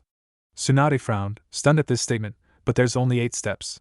Jiraiya chuckled at that. He found a 9th. And he can do it. He hasn't used it on anything other than inanimate objects. But I fear he may have to use the full power of the Rasengan sooner than hoped. Tsunade was numbed by this tidbit of news. Amazing, his brother would have been proud. Jiraiya looked up meaningfully. His entire family would have been proud. Tsunade, his entire clan would have been. They stood outside the door to the tower. They hadn't run into any other teams while on their way here. It was the 3rd day. They had camped the night before away from the wreckage that Naruto's jutsu had wrought. They had slept in each other's arms again that night, finding peace and warmth with each other. She was never going to leave him. She had promised it, and like him she intended to keep that promise. That morning they had awoken in each other's arms for the 2nd time in 2 days. I'm sorry, Hinata-chan, about yesterday. I didn't mean to break down like that. They were both still wrapped in the blanket, and neither of them had made any move to get up. Hinata touched his face, and looked into his eyes. It's okay, Naruto-kun, really it was. Naruto smiled and hugged her again. Thank you, Hinata-chan. Thank you so much for everything. Hinata couldn't believe it. He was thanking her? No, Naruto-kun. Naruto frowned worriedly down at her. Thank you for everything. They held each other then, finding a comfort that they had never felt before. It was many minutes before they parted, pink in the face and smiling to themselves, and began to pack up camp. Now here they were, 3 days of trekking through the forest and braving its dangers. You ready, Hinata-chan? Hinata looked up, remembering this morning and turning pink at the thought. Naruto-kun was back to his original self now. He had told her that it was because of her he had been able to make it through. She felt extremely proud at that statement, and a bit of determination began to form in her chest again. She would never leave him. She would always be there for him whenever he asked. She couldn't help thinking that he had made that exact same promise, and that he also was going to keep it. She looked into those beautiful sky blue eyes and found warmth. The only other people who had ever exuded so much care with just a look were her mother and Neji Nizan, ever since he started looking out for her. She smiled, one of those smiles that for some reason made Naruto's heart skip a beat and begin to speed up. For the life of him he had no idea why. Why, yes, Naruto-kun, we are ready.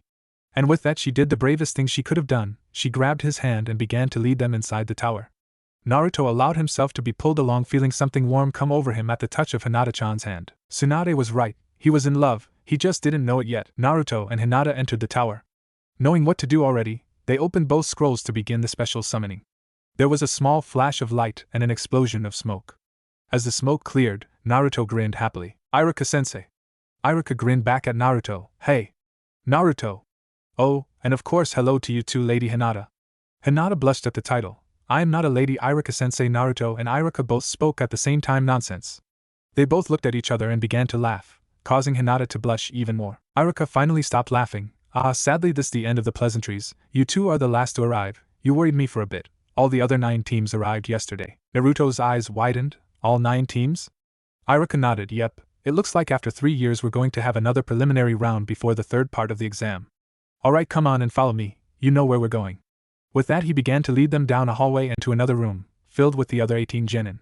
It was the same room where the preliminaries were held during Naruto's last Chunin exam. This was where he had defeated Kiba, probably by pure luck. Naruto turned blushed slightly at that memory. He remembered Lee-san saying something about how luck followed the strong. Maybe he was right. Naruto was enjoying his memories of his and Kiba's fight until he noticed Hinata-chan's obvious irritation. She did not have such good memories of this place. Hinata-chan? Hinata looked up at Naruto. That's when she realized they were both still holding hands and began to blush again. Naruto didn't seem to notice her turning pink. Hinata-chan, don't worry, you're a lot stronger now, and with me to cheer you on you'll definitely win. There's no doubt about it. Hinata smiled, and squeezed his hand to let him know that she was okay. She didn't trust her mouth right then. Naruto looked at her seriously for a moment. Just remember that I'm always here. He pointed to the spot he was standing, by her side, and I'm not leaving it. Hinata had to swallow back her tears. This was not the time to cry right now, even if it was out of happiness. They were now standing among the other genin. She could see the 2 Sound Nin on the other side of the group, farthest away from them. Naruto was looking at them too. She gripped his hand more tightly, feeling him do the same. The two sound nin were staring at them as well. They were broken from their staring contest by none other than Tsunade, the fifth Hokage. Jiraiya stood on her right, Kakashi on her left, and the other Jounin instructors stood to the side. I am impressed by the numbers that have entered the tower. Not all the teams that can make it here usually make it. I am informed to tell you, Yaro Senin. Naruto was jumping up and down, apparently not listening to Tsunade. Did you see me kick the shit out of those two with that jutsu you taught me? Tsunade was about to yell at Naruto for being rude when Jiraiya jumped up in front of her. Hell yeah! That was so awesome, Naruto. I knew those two didn't stand a chance when I saw you use that huge water-gathering jutsu. Jiraiya suddenly went crashing to the floor, sending spider cracks through the cement. He would awaken several hours later with a migraine and one huge lump on the back of his head, luckily though, without a concussion. Naruto noticed Oba-chan's eyebrows twitching and decided then was a good time to shut up. He saw Hinata-chan with her hand over mouth in an attempt to stop smiling. Naruto gently reached out and moved her hand away. I like it when you smile like that, Hinata-chan, you should do it more often. Hinata looked down at her feet and was turning beet red again. She would have twiddled her fingers as well, except in order to do so she would have to remove her hand from Naruto-kun's. From the corner of her eye she could see Naruto-kun blushing too. Tsunade massaged her temples. Now, if there aren't going to be any more interruptions, she glared threateningly at Naruto, causing him to gulp audibly. We can continue. As I was going to say, there are too many teams left, so for the first time in 3 years we will hold a preliminary round before the start of the third exam. We will hold it right now. The display she pointed at the wall will tell us who is fighting who. Now everyone up onto the catwalk. As they all came onto the catwalk, Naruto and Hinata were joined by Kakashi-sensei. I'm glad you made it this far, Naruto. You did well during that fight you had in the forest. Naruto puffed up with the compliments. But don't get too cocky. If you don't win the preliminary rounds you won't be able to see my final surprise. Naruto paused at that. Huh? Another one of your stupid surprises? Yeah, well, don't worry about me or Hinata-chan. Nobody can beat us, right, Hinata-chan? Hinata was toeing the ground in front of her. We have grown a lot stronger, Kakashi-sensei. Naruto smiled. See? We're unstoppable. Kakashi just shook his head, smiling secretly to himself. He didn't doubt Naruto's words. The head display rang and the first fight was displayed. It was a double knockout. Everyone was surprised by this, but even more surprised when the second round was also a double knockout. Kakashi raised his eyebrows in mild surprise. 2 double knockouts in a row, interesting. The third fight involved one of the sound nin, Zeke, and a leaf genin. Naruto watched closely. He wanted to see what these two sound nin could do. This one was easy to figure out. He defeated the leaf genin with what appeared to be blades of sound energy that he could throw. They left terrible gashes in the leaf genin's body. He hadn't stood a chance. Naruto flexed his hands and gritted the teeth. It weren't for the fact he would be disqualified he would have jumped that sound nin then and there. He lost his anger as the next fight showed the other sound nin, Pulse, fighting a stone nin. The stone nin could rip up ground with his bare hands and use the rocks as powerful projectiles. But as each rock came at Pulse they would simply explode about 2 feet away from the sound nin. He just stood there with his arms crossed, looking eerily like the calm and collected Gaara of the desert. Suddenly the stone nin collapsed, gushing blood from his mouth, nose and ears. Naruto couldn't understand it. How did he do it? Did it have to do with sound? Naruto decided that this Pulse was the strongest of his 3 brothers. In the next 4 fights those who won were a leaf nin who could turn herself into some sort of tree monster that could control plants, a stone nin who could cover himself in stone armor making himself nearly invulnerable, 2 cloud nins, one who wielded a spear of electricity and the other who channeled electricity through her skin. She just grabbed onto her opponent until he passed out from the electrical shock. Finally it was Hinata's fight. She was worried at first that she would have had to fight Naruto-kun. She would have forfeited that one before he did so that he had a chance to become a Chunin. She was glad now she wouldn't have to, but she was nervous. The last time she fought here she was soundly beaten and badly injured by her cousin Neji. She was fighting a genin from the Hidden Mist village. Before she turned to go, Kakashi spoke up. Don't be nervous, Hinata. Just stay focused and you'll do fine. Naruto spoke up. Kakashi-sensei is right. You can beat him no prob. Just remember that I'm right here. Now go kick some misty ass. Hinata couldn't help but smile at the encouragement. Hinata went down the stairs to the floor. There waiting for her was her opponent. A tall and muscular man. He wore nothing but a pair of black shorts that came to the top of his knees and a pair of sandals with spikes on them. His headband was on his forehead with his dark brown hair done up in spikes. He grinned. Hinata noticed that he had sharpened canines. I like to eat little girls. I had to kill a lot of them so that I could get here, you know. Hinata's heart began to beat faster. He wanted to kill her. Then she heard Naruto-kun's voice. Kick his ass, Hinata-chan. Wipe that ugly smirk off his face. Hinata smiled. Naruto-kun would always be there for her, no matter what. The Mist Nin grimaced at the Naruto's words. Shut up, you ass. You won't be saying that once I'm done with her. He then turned his grin back on Hinata. His grin quickly dropped. She was smiling at him with a dangerous glint in her eye. No girl had looked at him like that before, and those eyes. What the hell was up with that? White eyes. Who the hell you think you're smirking at, bitch? Fine, I'll kill you quickly and get this over with. Girls usually looked at him with eyes full of fear, but this one, she looked at him like she planned on turning him into fried bacon. He didn't like it. He sealed and yelled hidden mist jutsu. The most basic of the mist village's techniques, but sometimes one of the most useful. The entire area that Hinata stood in was covered in thick fog. The only visible object to the onlookers was Hinata, but then she too was swallowed up. Hinata couldn't help but smile. He didn't know about her Byakugan and what it could do. She held stock still and silently activated her blood limit. He was coming around behind her, hoping to catch her off guard. Hinata waited. Hee. The bitch was scared witless. She was just standing there not knowing what to do. He was directly behind her. He was going to finish this quickly. He charged with a kunai in his hand, planning on stabbing her in the back. He thrust forward when she suddenly sidestepped and he stumbled forward. How? He was moving too slow, obviously thinking she couldn't see him. She easily sidestepped his thrust, causing him to stumble forward and exposing the back of his neck. She gathered chakra into her 2 fingertips and slammed them into the back of his neck, just beneath the skull. He fell limply to the ground and the mist disappeared. What did you do? He was still conscious but not moving. She answered with contempt in her voice, I severed the nerves from your brain to your body. You're paralyzed from the neck down. Oh, and you shouldn't have told me that you enjoyed killing little girls, 'cause I made it permanent. He passed out before he was able to call her a bitch. Winner! Hyuga Hinata! Hyuga smiled at the cheering from Kakashi and Naruto, and the other leaf genin that were still conscious. She shakily climbed the steps only to stumble into Naruto-kun's arms. Did I do well? Naruto laughed and hugged her. You did awesome, Hinata-chan. Now it's my turn. Saying that, he let go of Hinata and jumped over the rail. Hinata silently wished him luck. Naruto was confronted by a genin from the hidden sand village. Naruto smiled. So how is that Gaara doing? I haven't talked to him in a while. The sand nin, who was short and wore baggy black clothing that was tied at the waist and joints with white rope, stared blankly at Naruto. That monster is our Kazekage. My parents say he should be disposed of. Naruto's eyes widened at the news. Gaara's already Kazekage? I got to get working harder. Naruto's narrowed though at the other words the boy said. Monster, huh? You don't know anything about Gaara then, 'cause if you did you wouldn't be saying that.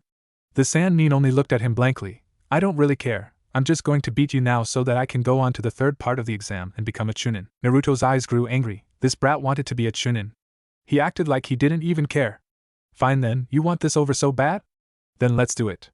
Naruto charged, gathering chakra to his hand Rasengan. He slammed Rasengan into the ground where the sand nin had been, causing a small crater. Shit! He's just as fast as Lee-san. He turned around and charged the sand nin again. This continued on for another 15 minutes. Naruto trying his best to hit the super fast sand nin and never landing a blow. Naruto noticed something though. He stopped for a moment. The sand nin rose a questioning eyebrow. Why don't you try and hit me back? Naruto didn't understand. This kid was faster than him and should have been trying to kick his butt. Matter of fact, Naruto wanted him to attack him so he could use his handcuff jutsu on him like he did to Lee-san. But the sand nin merely evaded him, waiting for the last second to dodge and appear behind him about 10 feet away. The sand nin slowly smiled. Naruto thought it looked kinda creepy. I may be fast, but I'm not very strong. I wouldn't be able to hurt you if I tried. So I just let my opponents tire themselves out and wait until they're too weak to defend themselves before I finish them off. The kid actually chuckled at that. Naruto glared. You're a coward. I can't believe you call yourself shinobi. You can't even stand up for yourself in a one-on-one fight, so you kick your opponent when he's down. You make me sick. The sand nin's smile disappeared again. I don't care. Naruto grimaced. Fine. He had a plan. He had used shuriken on the kid already and of course he dodged it. But he noticed he only dodged it at the last second. Naruto ran away from the kid, ran up the wall and jumped into the air. The sand nin only smiled, thinking he was going to attempt another Rasengan. Naruto, however, with his back turned on the sand nin, slipped the Fuma shuriken from his pack, the one Sakura-chan had given him, and opened it. He did some quick seals and whispered something. He did all of this in the span of a second. The sand nin watched as the blonde ninja giant twisted in midair and threw a particularly large shuriken at him. Didn't he know that those kind of attacks were too slow? What an idiot. His eyes widened though when there was a huge shockwave. In the middle of the shuriken's flight there was a giant sonic boom that shook the walls as it instantly sped up past the speed of sound. Because of the speed change it caught the sand nin off guard. He still dodged it. But then the sonic boom hit him, tearing off his right arm and leaving only a bloody stump. Ag. The shuriken blasted through the far wall of the room into the open, circled upward, slowing down, then coming back through the 30-foot hole it created, where it was deftly snatched from the air by Naruto and stored in his pack. Thank you, Sasuke. How did you like my sonic shuriken jutsu? You can run around all you want now, you'll die from blood loss though. The Sannin was holding his bloody shoulder and staring at Naruto with wide eyes. He then promptly fell forward onto his face and blacked out. Winner! Uzumaki Naruto. Naruto stood in the middle of the damaged arena as everyone else who had won came down to stand before the Hokage. Naruto hugged Hinata again when she reached him. Hinata noticed that she was quickly getting used to these hugs she was receiving. She hoped he didn't stop giving them. Tsunade stepped down from the dais in order to address the assembled genin. Well done to those who have made it this far. I must say that your combat skills are up to par. But you'll have to show them off again in the third part of the exam. It will be a tournament that will be attended by many lords and almost the entire Leaf Village. It will be held 1 month from now. Tsunade paused for a moment to allow that to sink in. Many of the first-timers were very surprised. Also, those of you who have taken the third part of the exam before fought in one-on-one battles, this time you will be fighting with a partner. There were some cries of objection against this, most of them saying that they had already done the second part of the exam with partners. Tsunade waited patiently. She was pleased to see that Naruto and Hinata were not complaining. There are 8 of you, so 4 teams. Team 1 and 2 will fight, then Team 3 and 4 will fight. The 2 winners of those bouts will fight for first place. Tsunade continued to tell them how they may not become Chunin even if they did win, and because one partner became Chunin didn't mean the other did as well. Now I will list off the teams. Team 1, Zeke and Pulse of the Sound Village. Tsunade was surprised. Naruto and Hinata were on Team 4, these were also picked randomly but she didn't tell them that. It looks like Naruto and Hinata had pure luck on their side this time. Tsunade smiled at that before she addressed the genin again.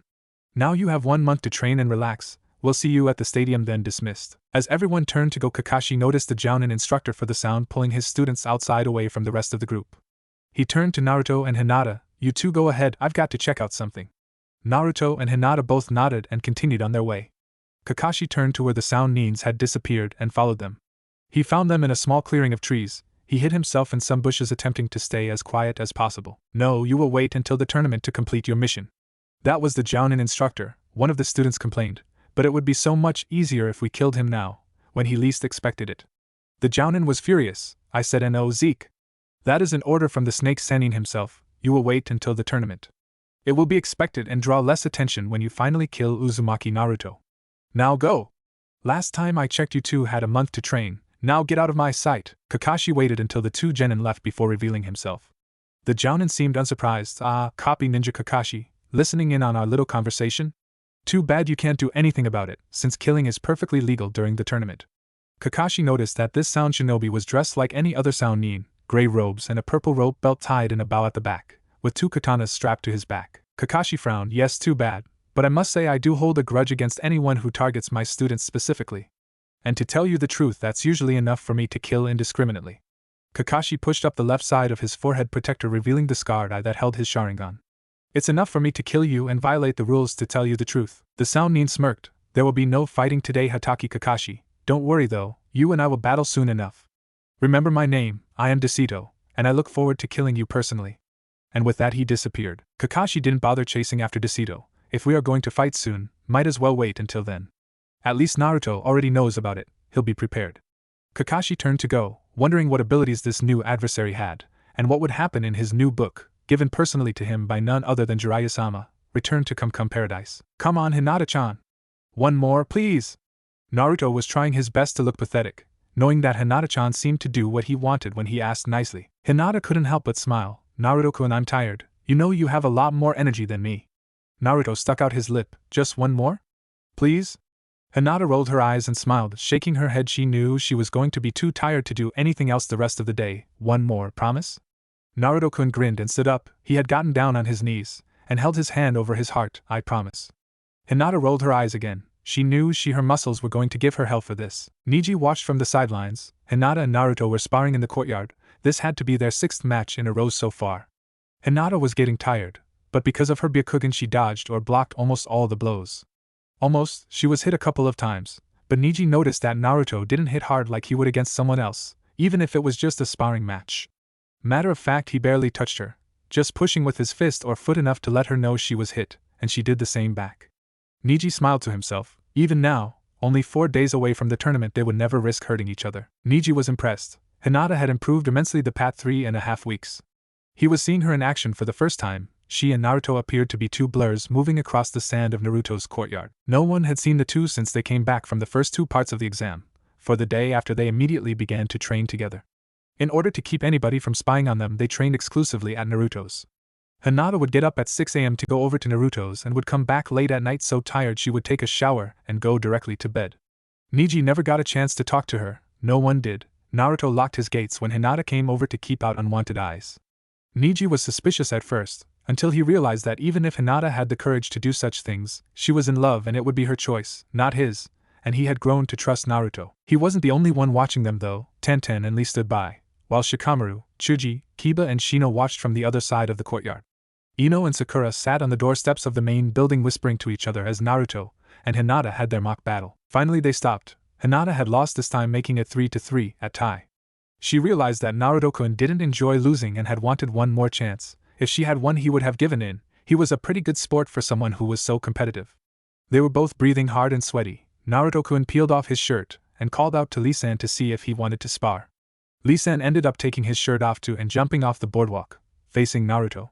Naruto looked over his shoulder at Hinata. You go ahead and take your shower. After I'm done messing around with Lee-san I'll take mine and we can all hang out for a bit. He smiled and turned back to Lee-san. Hinata just stared dumbly. For the past 3 weeks she had only seen Naruto-kun without his shirt on a couple of times. Each time her heart sped up and that heat started to spread through her body. She turned around quickly and headed for the main building where she would take her shower in one of the guest bedrooms on the second floor. She had actually moved some of her stuff into that room, because it was more convenient than having to bring things back and forth from her house to Naruto-kun's. Naruto was the one who had convinced her to do it. It was a pretty good idea, she had to admit. After all, she spent most of her past days at Naruto-kun's. She only used her house to take a shower right before bed and to sleep. She ate all her meals at Naruto's, and even when they weren't training they did what Naruto-kun liked to call their hangout session. Naruto had commented on their first day back how Tsunade-sama had said to relax as well as train, and so they shouldn't train all day. Hinata had taken it at first that she was being dismissed, and she should go home and rest, and was about to go when Naruto had said she should eat at his house. He had plenty of ramen for the both of them, and they could just sit and talk. Hinata was terrified of thought. What was she going to talk about with him? She wanted to though, so she had agreed. And now for the past 6 weeks, they would take breaks at mealtime, sit down in the living room and just talk. It was hard at first. Hinata couldn't think of anything to talk about, so Naruto would just talk about their training at first, and then he would ask her how life was like living in a clan household. He would ask her things like what did she like to do, or what were her favorite things, like color and food. She couldn't help but answer and stutter all the answers at that. But finally after the first week, she had worked up enough courage to ask him what his favorite things were. He had answered immediately, going into detail, especially about ramen. He then said at last that he enjoyed being around her. That's when she had just said screw it, and just started talking about herself. At first she was afraid that Naruto-kun didn't want to hear, but he would ask questions, prompting her to go on. And he did the same. Hinata noticed that gradually, but surely, in those past 3.5 weeks she had lost her stutter when she talked to him. She also met his eyes more often when she talked to him, and she didn't twiddle her fingers when he was around. She began to realize that Naruto-kun not only enjoyed talking to her, but he wanted to talk to her. Just talk and learn as much as possible about her, and so she did the same because she felt that's what she wanted. She really wanted to learn as much about him as well though, so it didn't take much for her to work up her courage and ask him things about himself. She almost never stuttered around him now, except when he did things like hug her or take off his shirt. She couldn't help it. Whenever he did those sort of things she would feel her entire body heat up, and her heart beat faster, causing her to slip back into her stutter for a moment. She wondered sometimes what she would do if she just let that strange heat take over, but she never got far, embarrassed by what it could mean. Naruto-kun had started calling it their hangout sessions ever since the first day. One day, about 2.5 weeks in, Hinata had gotten enough courage to ask Naruto-kun what she thought was a personal question. He had already asked her some pretty personal ones, but considered it different if she asked one. It was night, and the full moon was out. Hinata was going to go home in about a half an hour. She and Naruto-kun were sitting on the sand in his courtyard, under the stars. Hinata had been wanting to ask him, because she had told him about her personal life, like what her family was really like, and how hard it had been living up to her father's expectations all the time. But she had never asked him about what his personal life was like.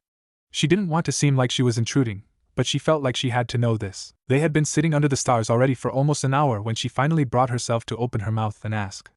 And Naruto-kun? Naruto turned to look down at her. Yeah, Hinata-chan? She breathed in deeply. She had taken the first step, best not to back off now. What is it like living alone? Naruto turned his face away to hide expression from Hinata. Why do you want to know that for? He asked softly. Hinata was shocked. He had never asked her a reason before. He had just simply answered, I am sorry. I shouldn't have asked. Naruto turned to look at her. She was shocked at the amount of pain he showed on his face. It's no that, Hinata-chan. I just need to know why you're asking. Hinata took another breath. Because I feel like I need to know. I don't know, sorry. Naruto shook his head. No, it's okay, I'll tell you, because I think I need to also. Hinata waited patiently. Was his life really that bad? Naruto finally spoke. They all hate me, you know. Hinata's eyes widened. Who? Naruto sighed. Your father, and almost every elder and adult in this village. It's true, I can feel their hatred, especially when they all look at me, their eyes, they're like ice. Naruto took a deep breath. When I was little, I lived in an orphanage. They always told me that someday someone would come and be my parents, someday I would have a family. Naruto was swallowing now and having a hard time talking. Hinata reached out, but didn't touch him, afraid he would stop. They never came, Hinata-chan. I watched as every kid in the orphanage was chosen for adoption until I was the only one left. I would try my best and be nice to the adults who came by, but they always gave me those looks, those cold looks, and their children mirrored them. They started acting the same way, ignoring me when I came out to play, telling me to go away when I wanted to go with them to the candy store. Even my caretakers tried their best to ignore me when they could. I usually had to get my own food, because my nannies would forget, and I ate in the back of the kitchen because no one would let me sit with them. Finally, my 12th birthday came. No one celebrates it, you know. It was the day the Kyuubi attacked. And the third Hokage gave me my own apartment, and provided me with money so I could buy myself food and clothes. Naruto sniffed and rubbed at something in his eyes. I wasn't as strong as you thought I am, Hinata-chan. I only acted tough. I told you this at the training post that one day. I know, but it was true. I was afraid that everyone at school would treat me like I was at the orphanage, that I acted like I did to make sure that people at least acknowledged the fact that I was there. I didn't have any friends, not until Irika-sensei, that is. Then all of a sudden I started to get friends. I was suddenly not alone anymore. I wondered it was like having a family, if Irika-sensei was like a father, and Sasuke if he was like a brother. Naruto was rubbing his eyes constantly now and was shaking. Sakura-chan, I wanted her as my girlfriend because she was one of the hardest to get. She was interested in Sasuke. But now I wonder if she's more of a sister now than anything else. Everybody else was there to help me too, and especially you, Hinata-chan. Hinata jerked at the mention of her name. She was so engrossed in his words. And me? She squeaked. Yeah, you made me feel strong again when we talked at the training post that one day, and then when we started training for the first time, you gave me another purpose. And now, I know more about you than anybody else. You're the first person to tell me so much about themselves. I feel like I know you best out of everybody in the whole world. Hinata couldn't believe it. His life had so much pain in it. He then turned to her, smiling weakly. His eyes were red and tears ran down his cheeks. You probably are the person that I know best, Hinata-chan. I don't know what I would have done if it weren't for all of you. I don't know what I would have done if I was still alone. Hinata, abandoning everything her mind was telling her, reached up and cradled his face and then held his head to her shoulder, hugging him like she did that one day in the forest of death. Naruto couldn't hold back anymore. He began to cry into her shoulder without restraint, spilling out his pain for the stars, the moon, and for her to see. After he had finally calmed down a bit, he had just kept his head where it was, which Hinata was grateful for. She didn't want him to move. Hinata-chan? Hinata looked down at him and smiled softly. Yes? Naruto looked up, so their eyes were meeting. I don't know why I'm saying this, other than I think I need to. I can't stop thinking about you. Hinata's heart nearly stopped, and suddenly was beating at 1,000,000 beats a second. I don't know why, but for some reason when I think of you, or when you smile, or when we hug, I'm really, really happy. And that's only one of the feelings. I can't even start to figure out the other ones, but I can definitely tell you that I'm happy when you're around. I don't ever plan on leaving your side, as long as you don't want me to, and I hope that you do the same, because I don't want you to leave. Hinata could feel the tears starting to form. Why, yes, of course I don't want you to leave, and I promised you that I wouldn't leave your side either, remember? And I don't want to leave your side, Naruto-kun.